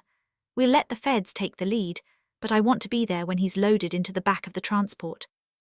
"See you at the country club, Detective." I ended the call and walked back to the mahogany desk. Unplugging the encrypted flash drive from my laptop, I slid it into a sleek black leather briefcase, followed by paper copies of the bank routing numbers, the fraudulent medical affidavit, and the offshore shell company registrations. I snapped the metal latches shut. The sound echoed through the quiet hotel suite with a sense of absolute finality. I grabbed my rental car keys and tailored coat. Walking out of the suite, I took the secure elevator down to the underground parking garage and got into the waiting car. The Seattle rain had finally stopped, leaving the streets wet and glistening under the amber glow of the streetlights. I placed the leather briefcase carefully on the passenger seat. I was no longer the victim who had been left gasping for air in the aspen snow. I was the architect of their complete undoing, and I was driving straight toward their celebration. The rental car tires rolled smoothly over the white gravel of the circular driveway at the Crestview Country Club. The grand Georgian architecture of the clubhouse loomed against the dark Seattle sky, illuminated by carefully placed architectural spotlights. A valet in a crisp uniform hurried over to open my door. I handed him the keys, grabbed the sleek briefcase from the passenger seat, and stepped into the cool night air. I walked through the massive double doors of the main entrance, my heels clicking firmly against the polished marble floor. The lobby was a masterclass in quiet, generational wealth. Featuring massive floral centerpieces of white orchids arranged on antique tables. I bypassed the coat check, draping the custom blazer over my arm to hide the heavy medical bandages wrapped tightly around my ribs. Even so, the emerald green designer suit itself was enough to command attention. At the end of the grand hallway were the entrance doors to the main ballroom. 2 uniformed ushers stood ready to pull open the heavy mahogany doors. I gave them a sharp, single nod. They pulled the handles in unison, revealing the absolute peak of Seattle high society. The ballroom was spectacular, bathed in the warm, golden light of massive crystal chandeliers. Hundreds of guests in custom tuxedos and floor-length evening gowns conversed in small groups. Servers carrying silver platters of champagne glided through the crowd. On a raised stage at the far end of the room, a classical string quartet played a flawless concerto. I instantly recognized several key players in the crowd. The entire board of directors of Vanguard Capital was present, sipping top-shelf scotch and laughing at polite jokes. The wealth in this room alone was astronomical. I stepped across the threshold. For the first 30 seconds, I was just another late guest. Then, a woman standing near the entrance glanced my way. Her champagne glass froze at her lips. She nudged her husband, who turned to stare. The reaction of recognizing me spread through the ballroom like a drop of ink in water. Jada had ensured half the country saw my face, associating me with a fabricated story of addiction and instability. To this elite crowd, I wasn't Paige Gallagher, the successful director of data analytics. I was the unhinged, dangerous liability who had wandered into a blizzard and tried to blackmail her own brother. The ripple effect was instantaneous. The polite hum of conversation began to fade, replaced by a rising tide of frantic whispering. People visibly stepped back, clearing a wide path in front of me as if my alleged mental breakdown were highly contagious. The sudden shift in the room's energy caught the attention of the string quartet. The first violinist misplaced his bow, creating a sharp, discordant screech. The music came to an awkward, highly conspicuous halt. In the suffocating silence of the grand ballroom, the crisp click of my pointed heels echoed like clockwork as I walked purposefully forward. At the far end of the room, the crowd parted to reveal my parents. Brenda and Richard were standing near the main bar alongside the CEO of Vanguard Capital. The colour drained from their faces the moment they saw me. Brenda's jaw dropped, her perfect country club smile instantly shattering. Richard's eyes narrowed into slits of pure, unadulterated fury. They excused themselves from the CEO and marched directly toward me, pushing through the sea of staring guests. They intercepted me in the center of the ballroom. Brenda grabbed my arm, her manicured fingers digging viciously into my suit sleeve. "What on earth do you think you are doing here?" Brenda hissed, her voice trembling with suppressed rage, desperately trying to keep the confrontation within the bounds of polite society. "You need to turn around and leave this instant, before you embarrass yourself further." I easily wrenched my arm from her grasp, smoothing the emerald green fabric of my sleeve, never taking my eyes off her. "I am not the one who is going to be embarrassed tonight, Mother." Richard stepped closer, attempting to use his height to physically block my path to the stage. "You are out of your mind, Paige," he threatened in a low, gravelly growl. "You are officially legally incompetent. We filed the emergency conservatorship paperwork this afternoon. If you do not walk out of that door voluntarily in the next 10 seconds, I will have club security drag you out and put you directly into a transport to a psychiatric facility." Before I could expose the total failure of their legal trap, Trent and Jada emerged from the crowd. Trent looked incredibly smug in a custom velvet tuxedo jacket. He held a glass of bourbon, radiating an arrogant confidence as if he truly believed he had won the war. Jada stood right beside him, her arm looped through his, wearing a sympathetic, highly manufactured frown for the benefit of the onlookers. Trent glanced down at the sleek leather briefcase clutched tightly in my hand. A greasy, triumphant sneer spread across his face. "Well, well, well," Trent said loudly, ensuring the nearby Vanguard executives could hear his magnanimous tone. "Look who decided to return to reality. Did you finally bring the signed Aspen deed, Paige? Or did you just come to beg us to restore your allowances? We told you we would fund your recovery once you handed over control of your accounts. You didn't have to make a scene to get our help." Jada let out a soft, theatrical sigh. "We just want you to get well, Paige. Please don't do this to yourself in front of Trent's investors." I looked at my brother, taking in his relaxed posture, his expensive watch, and the absolute certainty in his eyes that he had successfully buried my life to save his own. I watched Jada play the victimized saint. I watched my parents stand like an impenetrable wall of protection around their golden child. I didn't raise my voice, I didn't yell. I simply locked eyes with Trent and delivered a calm, completely unemotional response. "Vanguard Capital's audit of your portfolios begins Monday morning, Trent. I just thought I would save the compliance team some overtime." Trent's arrogant sneer vanished instantly. His gaze flicked to the leather briefcase, a sudden, terrifying realization flashing in his eyes. I didn't wait for his response. I bypassed my parents entirely, walking with absolute authority straight through the narrow gap between them. I headed purposefully toward the raised main stage at the end of the ballroom, leaving my stunned family frozen in the center of a whispering crowd. I stepped onto the stage, ignoring the string quartet as they scrambled to pack up their instruments. Behind the podium sat the venue's massive audiovisual console, currently projecting a looping slideshow of my parents' 40-year marriage onto two giant screens on either side of the ballroom. I placed the briefcase on the podium and unlatched the metal locks with a crisp click. I retrieved the encrypted titanium flash drive from the interior pocket. Bending down, I bypassed the venue's standard inputs and plugged the drive directly into the master projection control system.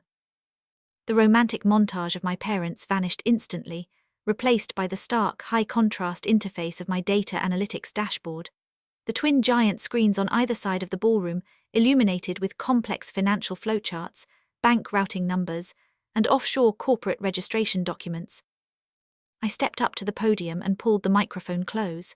A sharp burst of feedback echoed through the room, instantly silencing any remaining whispers. I looked down at the sea of custom tuxedos and designer gowns.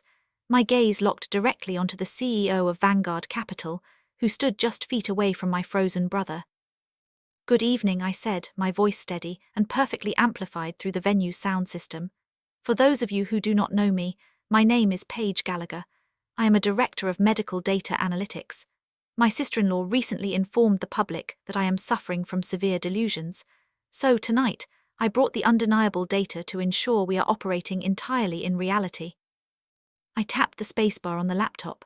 The screens behind me zoomed in on a specific Vanguard Capital portfolio ledger, displayed side by side with a Delaware shell company registration. "Trent Gallagher is a vice president at Vanguard," I continued, packing my words for maximum clarity. "For the past 18 months, he has been executing a highly sophisticated embezzlement operation. He identified elderly, inactive clients within the firm and systematically drained their principal investments. He routed exactly $4.5 million through a shell entity named Aegis Holdings, ultimately transferring the funds into offshore accounts in the Cayman Islands." A chaotic symphony of gasps and angry shouts erupted through the ballroom.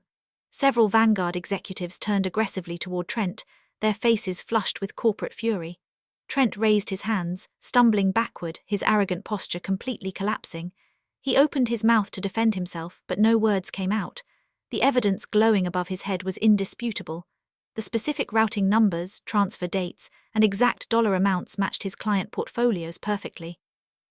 The Vanguard CEO pushed through the crowd, pointing a shaking finger directly at Trent's chest, demanding an immediate explanation my brother was completely unable to provide. Club security began moving inward from the perimeter, sensing the rapidly escalating hostility. I tapped the keyboard again. The screen shifted to the corporate audit calendar. "Your firm is scheduled for a mandatory third-party audit this coming Monday," I announced, my voice carrying over the rising panic in the room. Trent realized the missing $4.5 million would trigger immediate federal charges. He needed a massive, untraceable bridge loan to replace the stolen funds before the auditors arrived. To secure that loan, he needed my half of our late grandmother's estate. When I refused to sign the deed over to him in the Aspen blizzard, he stole my car keys, stepped over my body during a severe asthma attack, and left me there to freeze so he could inherit my assets. My parents stood completely frozen in the center of the ballroom. Their desperate, carefully orchestrated conservatorship trap was now exposed as a frantic cover-up for attempted manslaughter and federal financial crimes. Richard gripped the edge of a cocktail table to steady himself, his face entirely bloodless. Brenda placed both hands over her mouth, staring at the screens in horror. "But this embezzlement required a laundering mechanism," I said, shifting the focus to Jada, who was currently backing away from Trent, her eyes darting frantically around the room for an exit. I pressed the next slide. A waterfall of bank transfer records flooded the screens, displaying millions of dollars wired directly from the Cayman Islands into her primary business checking accounts. Jada laundered those stolen retirement funds through her influencer business under the guise of fabricated consulting fees, I explained coldly. Every designer handbag, every luxury vacation, and every sponsored post you watched her cry over was funded by the stolen life savings of Vanguard Capital investors. She willingly processed the stolen capital to maintain a lifestyle they could not afford. Jada clamped her hands over her face, instantly shifting back into her professional victim persona. She let out a loud, theatrical sob, dropping to her knees on the marble floor. "I had no idea," she wailed, her voice carrying across the ballroom. "Trent lied to me. He managed all our finances. I thought the money was from legitimate brand partnerships. I am a victim too. Please, you have to believe me." I looked down at her from the stage. She was a skilled performer, but data doesn't care about tears. I had already anticipated this move. "I didn't expect you to take responsibility, Jada," I said, my voice dropping to a low, lethal register. "Which is why I extracted the decrypted direct communications from your private social media accounts." I pressed the enter key one final time. The giant screens illuminated with high-definition screenshots of Jada's private chat logs with a prominent divorce attorney and her secret offshore financial planner. The timestamps were from just 2 days ago, immediately after she posted the viral video accusing me of addiction. I read the projected text aloud, ensuring not a single syllable was missed. "Let Trent's parents push the medical conservatorship through on Monday," Jada had written. "Once Trent has control of Paige's tech stock options, have the Cayman accounts ready for the wire transfer. The second the funds clear, file the divorce papers. I'm not taking the fall for his mess at Vanguard. I'm taking the money and moving to Dubai before the feds raid his office." A collective gasp echoed through the entire ballroom. Jada's manufactured sobbing stopped instantly. She remained on her knees on the polished marble, staring at the giant screens in absolute naked terror. Her perfectly packaged influencer persona shattered into a million irreparable pieces in real time. The undeniable evidence of her betrayal hung above her head, exposing her as a calculating, ruthless co-conspirator who fully planned to abandon her husband the moment she secured my stolen wealth. The complete collapse of Jada's influencer facade sent a shockwave of disgust through the ballroom. The whispers among the crowd evolved into open hostility.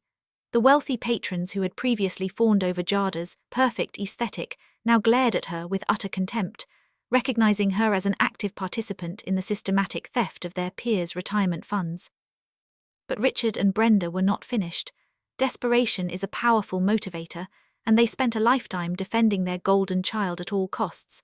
Richard left his paralyzed wife, squaring his shoulders in a frantic attempt to regain control of the narrative. He pointed a trembling finger toward the stage. "Do not listen to a single word she says," Richard shouted, his voice booming as he tried to override the rising anger in the room. "My daughter is deeply disturbed and highly delusional. She walked into that blizzard in a state of complete psychosis. We filed for an emergency medical conservatorship this afternoon because she is suffering from severe paranoia and fabricating these ridiculous financial conspiracies." The CEO of Vanguard Capital turned to Richard, his expression a mix of deep skepticism and corporate rage. "Delusional, Richard.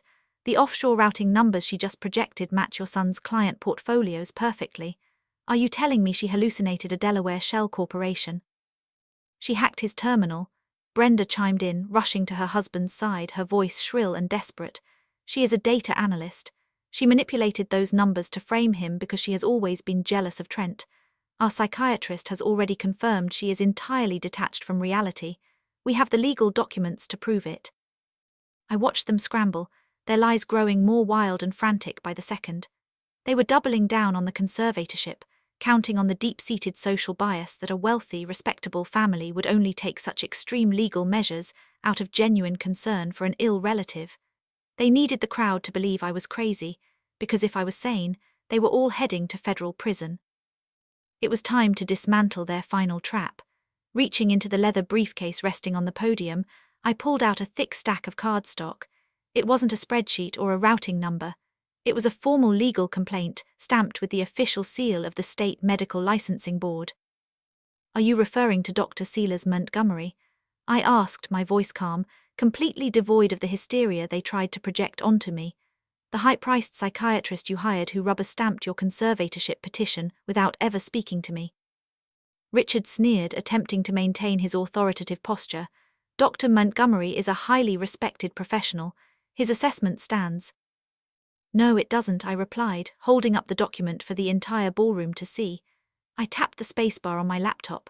The screens behind me shifted from the financial data to a high-definition scan of the medical fraud complaint. The names were clearly visible, the allegations utterly damning. "Dr. Montgomery made a catastrophic error," I announced to the quieted crowd. "He cited my emergency trauma admission records in his affidavit. What he didn't know is that I was admitted directly under the care of Dr. Aris Thorne, the chief of trauma at Seattle General. And Dr. Thorne does not tolerate medical fraud at her hospital." I looked directly at my parents, whose faces drained of what little color they had left as the magnitude of their miscalculations set in. "Less than an hour ago, the hospital legal board filed massive federal charges against Montgomery," I continued, ensuring every word reached the back of the room. "He actively falsified official hospital charts and committed severe HIPAA violations to support your fraudulent diagnosis. He has been suspended pending a full criminal investigation. A collective murmur rippled through the crowd. The Vanguard executives exchanged dark, calculating glances. The narrative had officially shifted. I was not a delusional addict. My family was a white-collar criminal enterprise operating under the guise of high society. And it gets worse for you, I added, dropping my voice to a quiet, deadly register that carried more weight than any shout. When the hospital legal team confronted Montgomery with the 4K security footage of Trent leaving me to die, the doctor collapsed. He confessed everything to the medical board. He admitted that you, Richard and Brenda Gallagher, paid him $50,000 to fabricate the psychiatric assessment. The silence in the ballroom was absolute. You could hear the shallow, rapid breathing of my panicked family picked up by the microphone. You weren't just trying to steal my independence, I said, staring directly into my father's terrified eyes. You committed conspiracy to commit medical fraud. You bribed a licensed physician to lie to a federal judge. Your emergency conservatorship petition is completely dead. Richard stumbled backward, colliding with a cocktail table. A glass shattered against the marble floor, the sharp sound breaking the tension in the room. Brenda let out a low, terrified whimper, clutching her designer handbag tightly to her chest as if it could shield her from the oncoming legal storm. They were exposed. The perfect country club facade they maintained for 40 years was permanently ruined. They were no longer respected members of the elite. They were co-conspirators in a massive, multi-million-dollar fraud. Trent, who had remained frozen near the stage, suddenly snapped out of his shock. He looked at the screens, looked at his parents, and realized the walls were rapidly closing in. His high-priced lawyers couldn't save him from the federal routing numbers, and his parents' money could no longer buy a fraudulent diagnosis. "You're lying," Trent screamed, his voice cracking with pure desperation. He pointed a trembling finger at me. "You can't prove any of this. It's all fabricated data. I'm leaving." He spun on his heel and bolted toward the main mahogany doors of the ballroom, abandoning his parents, abandoning his kneeling wife, focused entirely on his own survival. He wanted to run, but he didn't even make it to the entrance. Trent lunged for the heavy brass handles of the grand double doors, his custom velvet tuxedo jacket pulling awkwardly across his shoulders in his sheer panic. The elite guests of Crestview Country Club scrambled out of his path, dropping champagne flutes and appetizers. They no longer saw him as a respected finance vice president. They saw a dangerous, cornered fugitive. He reached out, desperate to push the heavy wood open and escape into the cold Seattle night, but he never even touched the polished brass. The massive doors slammed inward with the force of a sudden explosion, knocking Trent backward several feet. A coordinated flood of tactical law enforcement officers, wearing dark windbreakers with bright yellow lettering, poured into the grand ballroom. These were not local patrol officers responding to a minor domestic dispute. This was a massive, high-level federal raid executed with absolute precision. A dozen armed agents fanned out across the marble floor, sealing off every exit, taking instant and absolute control of the room. The lead special agent, a tall, imposing man with a stern expression, stepped across the threshold and called out in a commanding voice that completely overwhelmed the venue's audio system. "Federal Bureau of Investigation, nobody move." The Vanguard Capital executives instantly stepped back with their hands raised, physically distancing themselves from Trent as much as possible. The company's CEO turned his back on my brother entirely, calculating the massive public relations nightmare his firm was about to face. The moment the federal badges appeared, corporate loyalty vanished. Trent froze in the center of the room, completely surrounded by federal agents. His chest heaved as he looked wildly around the luxurious ballroom, realizing every single avenue of escape was sealed. The data packet I sent to federal authorities had mapped his entire life, leaving him with no blind spots left to hide in. In one final, incredibly foolish act of desperation, he lowered his shoulder and tried to push past the nearest agent to break for the lobby hallway. It was a disastrous miscalculation. The federal agent didn't hesitate. He grabbed the lapels of Trent's expensive custom tuxedo, swept his legs out from under him, and slammed my brother face down onto the polished marble floor with a bone-jarring thud. Two other agents immediately descended on him, pinning his arms behind his back. Trent thrashed against the cold stone, his perfectly styled hair now a sweaty, disheveled mess. He screamed that it was a massive misunderstanding, begging his parents to do something, pleading with them to call their expensive lawyers. Richard and Brenda simply stood there, completely paralyzed by the unfolding nightmare in front of their wealthy peers. Their carefully curated country club life was burning to the ground. They couldn't bribe a federal agent. They couldn't charm their way out of an FBI raid. They were entirely powerless, forced to watch the brutal consequences of enabling a criminal. The sharp click of heavy federal handcuffs echoed through the ballroom, carrying a brilliant, undeniable sense of finality. I stood at the podium, looking down from the stage. I watched the golden child of the Gallagher family get hauled to his feet, his designer suit ruined, his dignity entirely stripped away. He looked up at me, his eyes wide with a mixture of hatred and absolute terror. I didn't flinch. I didn't offer a sympathetic smile. I simply stared back with the cold, calculating precision of a data analyst who had successfully isolated and eliminated a toxic anomaly. While the attention of the entire ballroom was focused on Trent, watching him weep as his rights were read, my analytical gaze scanned the perimeter of the room. Jada was no longer on the floor where her influencer empire had died minutes ago. Using the chaotic distraction of the raid, she was slowly crawling behind a long row of cloth-draped tables, abandoning her husband entirely to save herself. I watched her stand up near the deep shadows of the catering entrance, clutching her designer handbag tightly to her chest. She began to slip through the swinging service doors that led to the commercial kitchens. She actually thought she was clever. She genuinely believed her social media agility could outsmart the federal government. She thought she could slip out the back, hop on a flight to Dubai, and live happily ever after on my stolen inheritance and the hollowed-out retirement accounts of elderly investors. I leaned in close to the microphone, my voice carrying clearly over the commotion. "Agents, you might want to check the service exit," I announced. "The money launderer is trying to run." Before the FBI agents could even reach the catering hallway, the heavy swinging doors were pushed open hard. Jada stumbled backward into the bright lights of the ballroom, her face a mask of absolute horror. Stepping through the doors immediately behind her was a sharp-eyed woman in a tailored grey suit, carrying a thick stack of legal documents. The gold badge clipped to her belt didn't read FBI.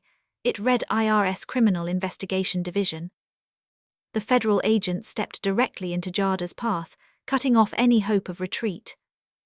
"Jada Gallagher," the agent stated, her voice slicing through the remaining tension in the room, "you are officially being served with federal warrants for tax evasion, wire fraud, and international money laundering. We have frozen your domestic and offshore accounts. Your passport has been flagged, and your assets are officially seized." The agent shoved the thick stack of paperwork directly into Jada's arms. Jada stared at the documents, the reality of her complete financial ruin finally setting in. She had no followers to save her. She had no offshore accounts to run to. The designer clothes she wore and the expensive bag she clutched were now the property of the United States government. She looked at Trent, who was struggling in his handcuffs, and then slowly raised her eyes to meet mine on the stage. The trap had closed perfectly. The heavy stack of federal warrants slipped from Jada's manicured hands, scattering across the polished marble floor of the catering hallway. She didn't attempt to pick them up. The IRS agent simply placed a firm hand on her shoulder and guided her forward to join her husband. The federal agents escorted Trent and Jada directly down the center aisle of the grand ballroom, parading them past the shocked faces of Seattle's highest society. The Vanguard Capital executives actively turned their backs as my brother was led away in handcuffs. The silence in the room was absolute, broken only by the stern, authoritative commands of the federal agents and the heavy tread of their boots. I calmly unplugged the encrypted titanium flash drive from the venue's projection system and placed it back into the sleek leather briefcase. I closed my laptop, the screen going black, effectively ending the most devastating presentation of my data analytics career. I walked down the short steps of the stage, bypassing my completely paralyzed parents without sparing them a single glance. Richard and Brenda stood as if nailed to the floor, their faces bloodless and their breathing shallow. They spent a lifetime cultivating an image of flawless, untouchable superiority, and I had burned it to ash in less than 20 minutes. I walked out of the main double doors of the ballroom, retrieved my custom coat from the valet, and drove back to the security of my hotel suite. The aftermath was instant and catastrophic. By Monday morning, the local news had completely abandoned the narrative regarding my alleged mental breakdown. The digital dossier I submitted to the federal authorities provided such irrefutable evidence that financial news networks picked up the story immediately. Trent's face was plastered across every major channel, accompanied by detailed graphics illustrating his $4.5 million embezzlement scheme.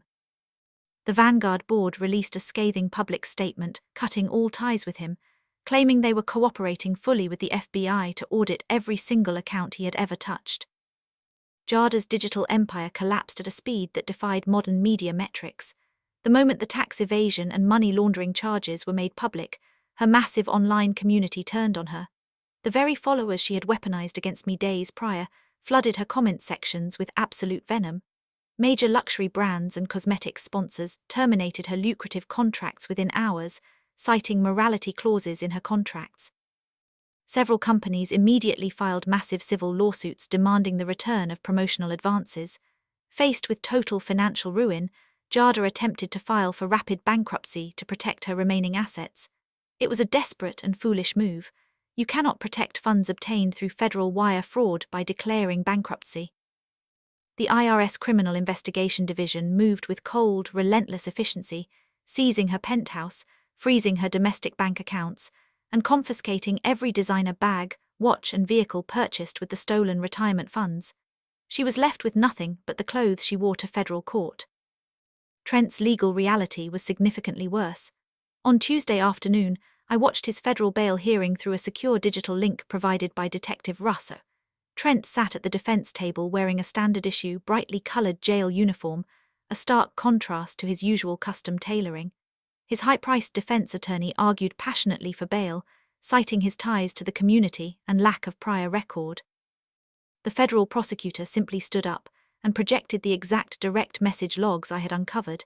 The messages clearly outlined Jada's plans to wire the stolen funds to the Cayman Islands and flee to Dubai the moment the money cleared. The prosecutor argued that Trent had access to offshore routing networks and possessed the capital necessary to flee international jurisdiction. The federal judge didn't even hesitate. She slammed her gavel, declaring my brother an extreme flight risk. Bail was denied. Trent was remanded directly to federal custody to await trial, his face buried in his shaking hands.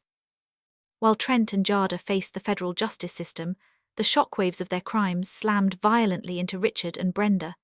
My parents had spent years blindly enabling Trent, funding his failures, and paying for his arrogant lifestyle to protect the family image. But their blind loyalty contained a massive, fatal flaw. 2 years ago, when Trent first experienced severe liquidity issues before resorting to outright embezzlement, he had begged them for a massive infusion of capital to maintain his facade. Richard, desperate to keep his golden child successful, co-signed multiple high-yield business loans for Trent's fraudulent shell corporations. He leveraged his own vast investment portfolio and the equity in their massive primary estate to secure the debts. When the FBI and IRS traced the intricate network of offshore accounts, they followed the financial trail directly to my father's signature. In the eyes of the federal government, there is no distinction between the mastermind and the financial guarantor of a fraudulent enterprise. The authorities immediately flagged Richard and Brenda's accounts, declaring them heavily entangled with the stolen Vanguard assets. Emergency injunctions were issued to prevent asset destruction or capital hiding. On Wednesday afternoon, completely unaware of the impending financial apocalypse, Richard and Brenda attempted to seek refuge in the only place they believed they were still respected. They drove their luxury sedan to the Crestview Country Club, hopping to dine in a private room and spin a victim narrative to their wealthy peers. They walked into the elegant dining room with their heads held high, desperately pretending the gala raid was a massive misunderstanding their lawyers would quickly resolve. They ordered an extravagant lunch and drank expensive wine, ignoring the cold, judgmental glares of the other patrons. When the bill arrived, Richard confidently pulled his heavy black premium credit card from his wallet and placed it on the silver tray. The server bowed slightly and walked away to process the payment. 5 minutes later, the club manager walked to their table. He wasn't carrying a receipt. He wore an expression of cold, polite disdain. He placed the black card back on the white tablecloth. The manager leaned in and informed them that the card had been declined. Flush with sudden anger, Richard pulled out 2 backup premium cards, insisting the bank made an error. The manager ran both. Instant declines. The federal asset freeze had taken absolute effect. Every single dollar they owned was locked down by the government. The manager looked at my parents and in a voice that carried clearly across the quiet, listening dining room, firmly requested they leave the premises immediately. being escorted out of Crestview Country Club, past the sneering faces of their former friends, was merely the beginning of their rapid descent into absolute ruin. 3 weeks passed, my own professional trajectory headed in the exact opposite direction. The CEO of my firm, David, thoroughly reviewed the irrefutable, mathematically flawless dossier I used to expose Trent's federal wire fraud. He didn't just lift my unpaid administrative leave. He terminated the executives who had doubted my integrity and promoted me to Chief Compliance Officer instantly. I now occupied a massive corner office on the 40th floor of our downtown Seattle high-rise, surrounded by floor-to-ceiling soundproof glass. My desk was a sleek slab of polished slate, overlooking Puget Sound. I rebuilt my fortress, and this time, the walls were entirely impenetrable. I was busy reviewing quarterly data audits when my desk phone rang. My executive assistant spoke through the intercom, her voice laced with deep uncertainty. She informed me that my parents were standing in the main reception lobby. They had slipped past the ground floor security desk by closely tailing a delivery crew. They were currently demanding to speak with me, claiming a severe family emergency. A month ago, the mere mention of their presence would have sent my heart rate into a panic. Today, my pulse remained absolutely steady. I checked my vitals on my smartwatch just to confirm. A perfect resting heart rate. I instructed my assistant to issue them temporary visitor badges and escort them directly to my office. I wanted to see exactly what desperation looked like on the faces of people who once believed they owned the world. When the heavy glass doors of my office slid open, I barely recognized the two people who crossed the threshold. The flawless refinement of the country club was entirely gone. Richard wore a suit that looked 2 sizes too large, a clear indication of the rapid weight loss caused by the sheer stress of the federal investigation. His once perfect silver hair was messy and thin. Brenda looked completely hollowed out. She carried a generic tote bag instead of her usual designer purses, and her hasty, uneven makeup did nothing to hide the deep dark circles beneath her eyes. They looked like terrified, drowning animals. I didn't stand up to greet them. I didn't offer them a seat. I simply leaned back in my ergonomic leather chair, folded my hands over the polished slate desk, and waited for them to speak. Richard cleared his throat, shifting his weight uncomfortably under my cold, analytical gaze. "Paige," he began, his voice stripped of every ounce of its former authority, "we know we have no right to be here. We know you are angry, but we have nowhere else to go." Brenda stepped forward, clutching her cheap tote bag to her chest like a life preserver. "The federal government has seized everything," she whimpered, her voice laced with genuine, unfiltered panic. "They froze our retirement accounts. They locked our checking accounts. We can't even buy groceries without the IRS flagging the transaction. And the bank just issued a formal foreclosure notice on the house." I stared at her in absolute silence. The data calculated perfectly in my mind. They co-signed Trent's fraudulent loans, tying their entire net worth to a criminal enterprise. The federal asset freeze was operating exactly as designed. "We are going to be homeless by the end of the month," Richard pleaded, taking a desperate step closer to my desk. "Trent is sitting in a federal holding cell. His lawyers drained the last of our clean cash before the asset freeze took effect. We have absolutely nothing left, Paige. We came to ask if you could provide us with a personal loan, just enough to secure a small apartment and cover the basic retainer fees for a legal counsel to untangle us from your brother's mess." The extreme audacity of the request hung in the quiet, climate-controlled air of my office. They were asking the daughter they tried to lock in an asylum to fund their defense against the consequences of their own enabling. Brenda let out a dry sob, reaching a trembling hand toward the edge of my desk. "Please, Paige, you are sitting in this massive corner office. You clearly have the resources. We are your family. You can't just leave your own flesh and blood to suffer on the streets. Family is supposed to help each other in times of crisis." I slowly leaned forward, resting my elbows on the desk.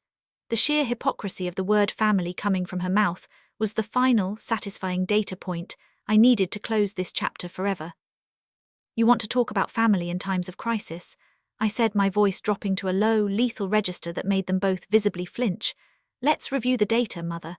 Just a few weeks ago, your golden child pushed me into a blizzard. He stole my car keys. He watched my airway close during a severe asthma attack. He stepped directly over my cold, dying body to save his bank account." Richard swallowed hard, looking down at his worn shoes. "We didn't know the full truth then. We were trying to protect him." "You knew exactly what you were doing," I countered instantly, cutting through his pathetic excuse. When the snowplow saved my life and ruined his murder attempt, you rushed into my ICU. You didn't ask if I could breathe. You demanded I drop the charges because my survival embarrassed you at the country club. You hired a fraudulent psychiatrist to declare me legally incompetent.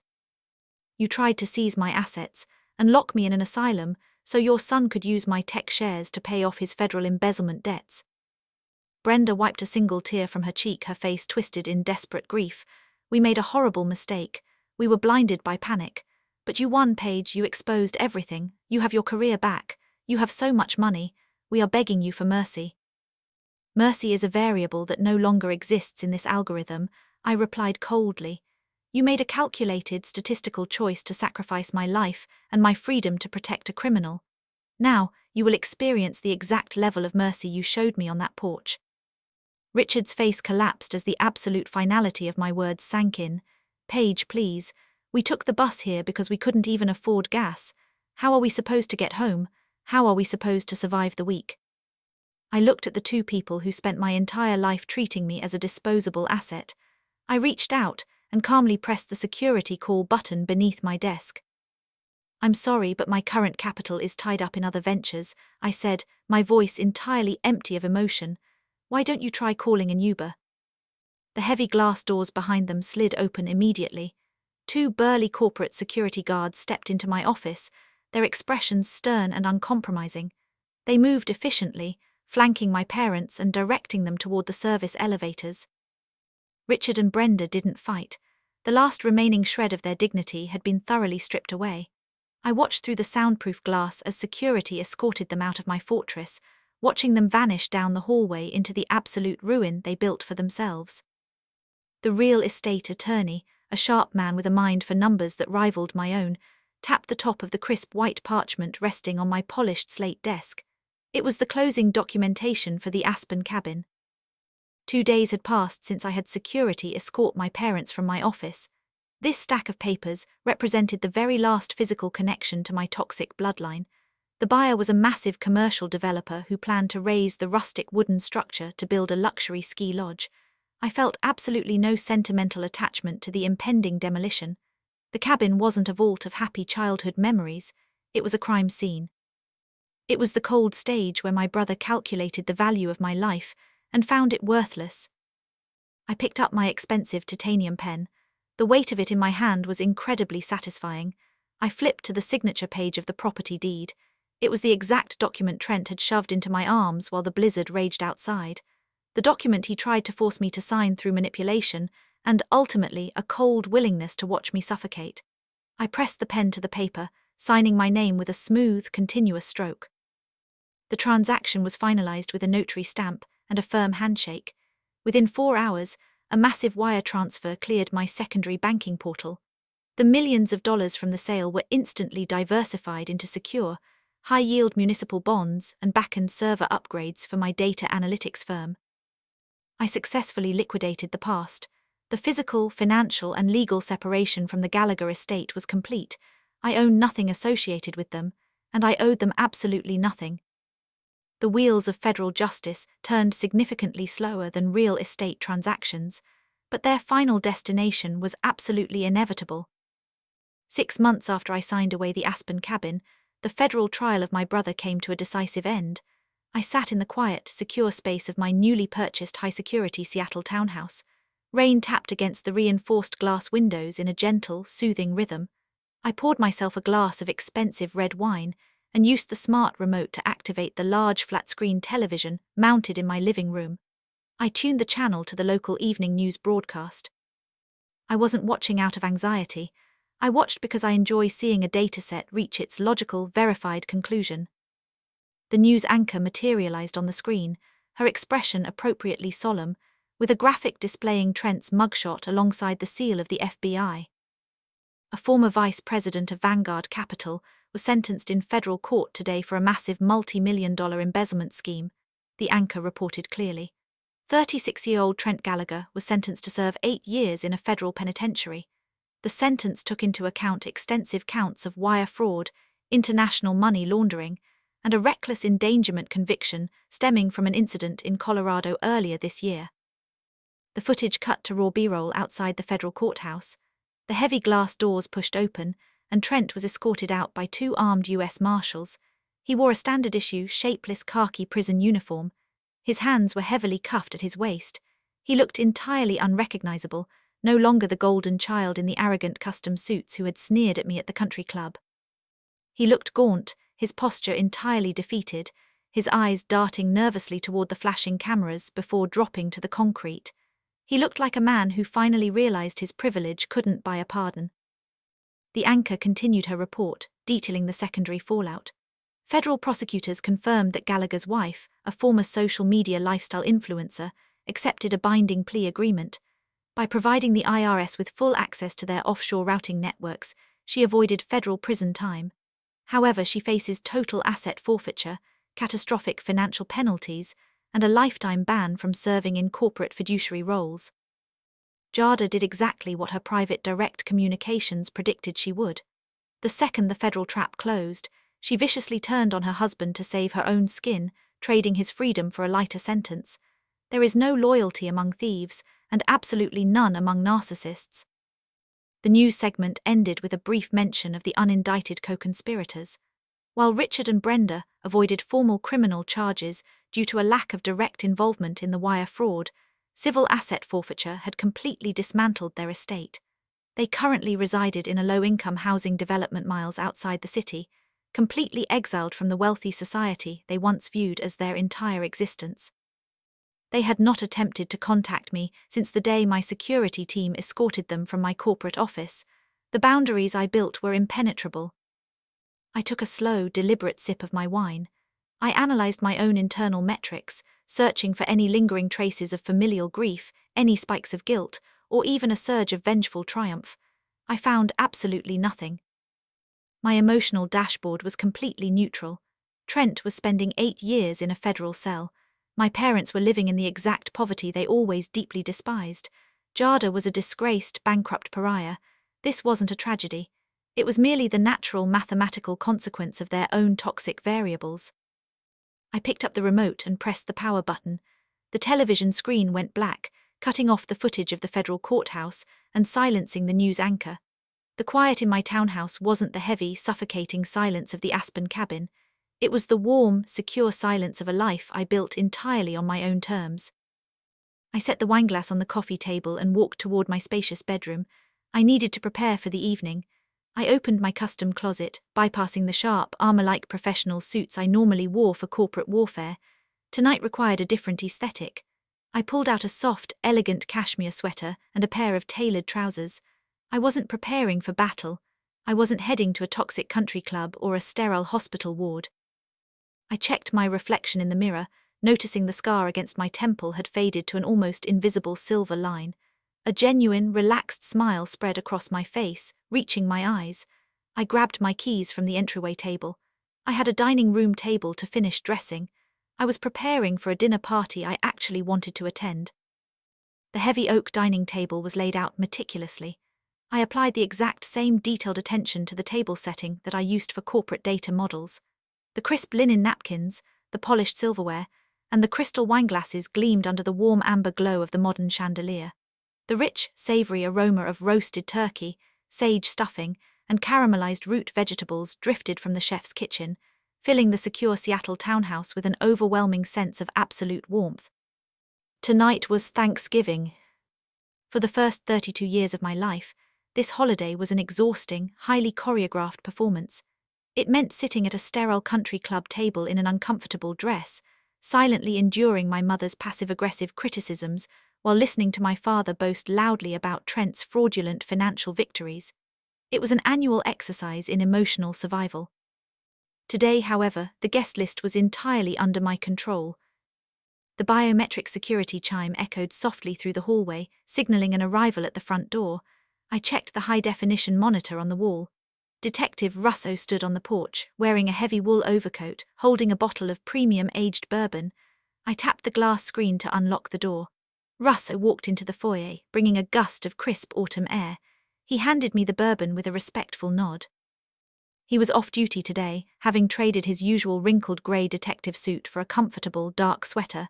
Tonight, we didn't need to discuss court dates, federal subpoenas, or attempted manslaughter charges. That case was closed. The files were sealed. He was here simply as a trusted ally. Less than 10 minutes later, the security chime rang again.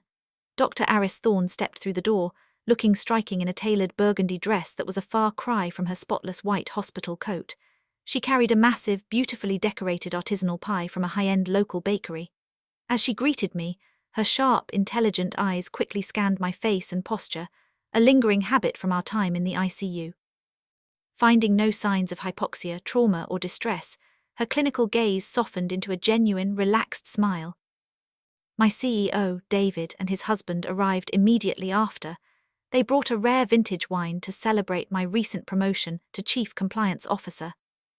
The rest of the guest list was comprised of my core data analytics team.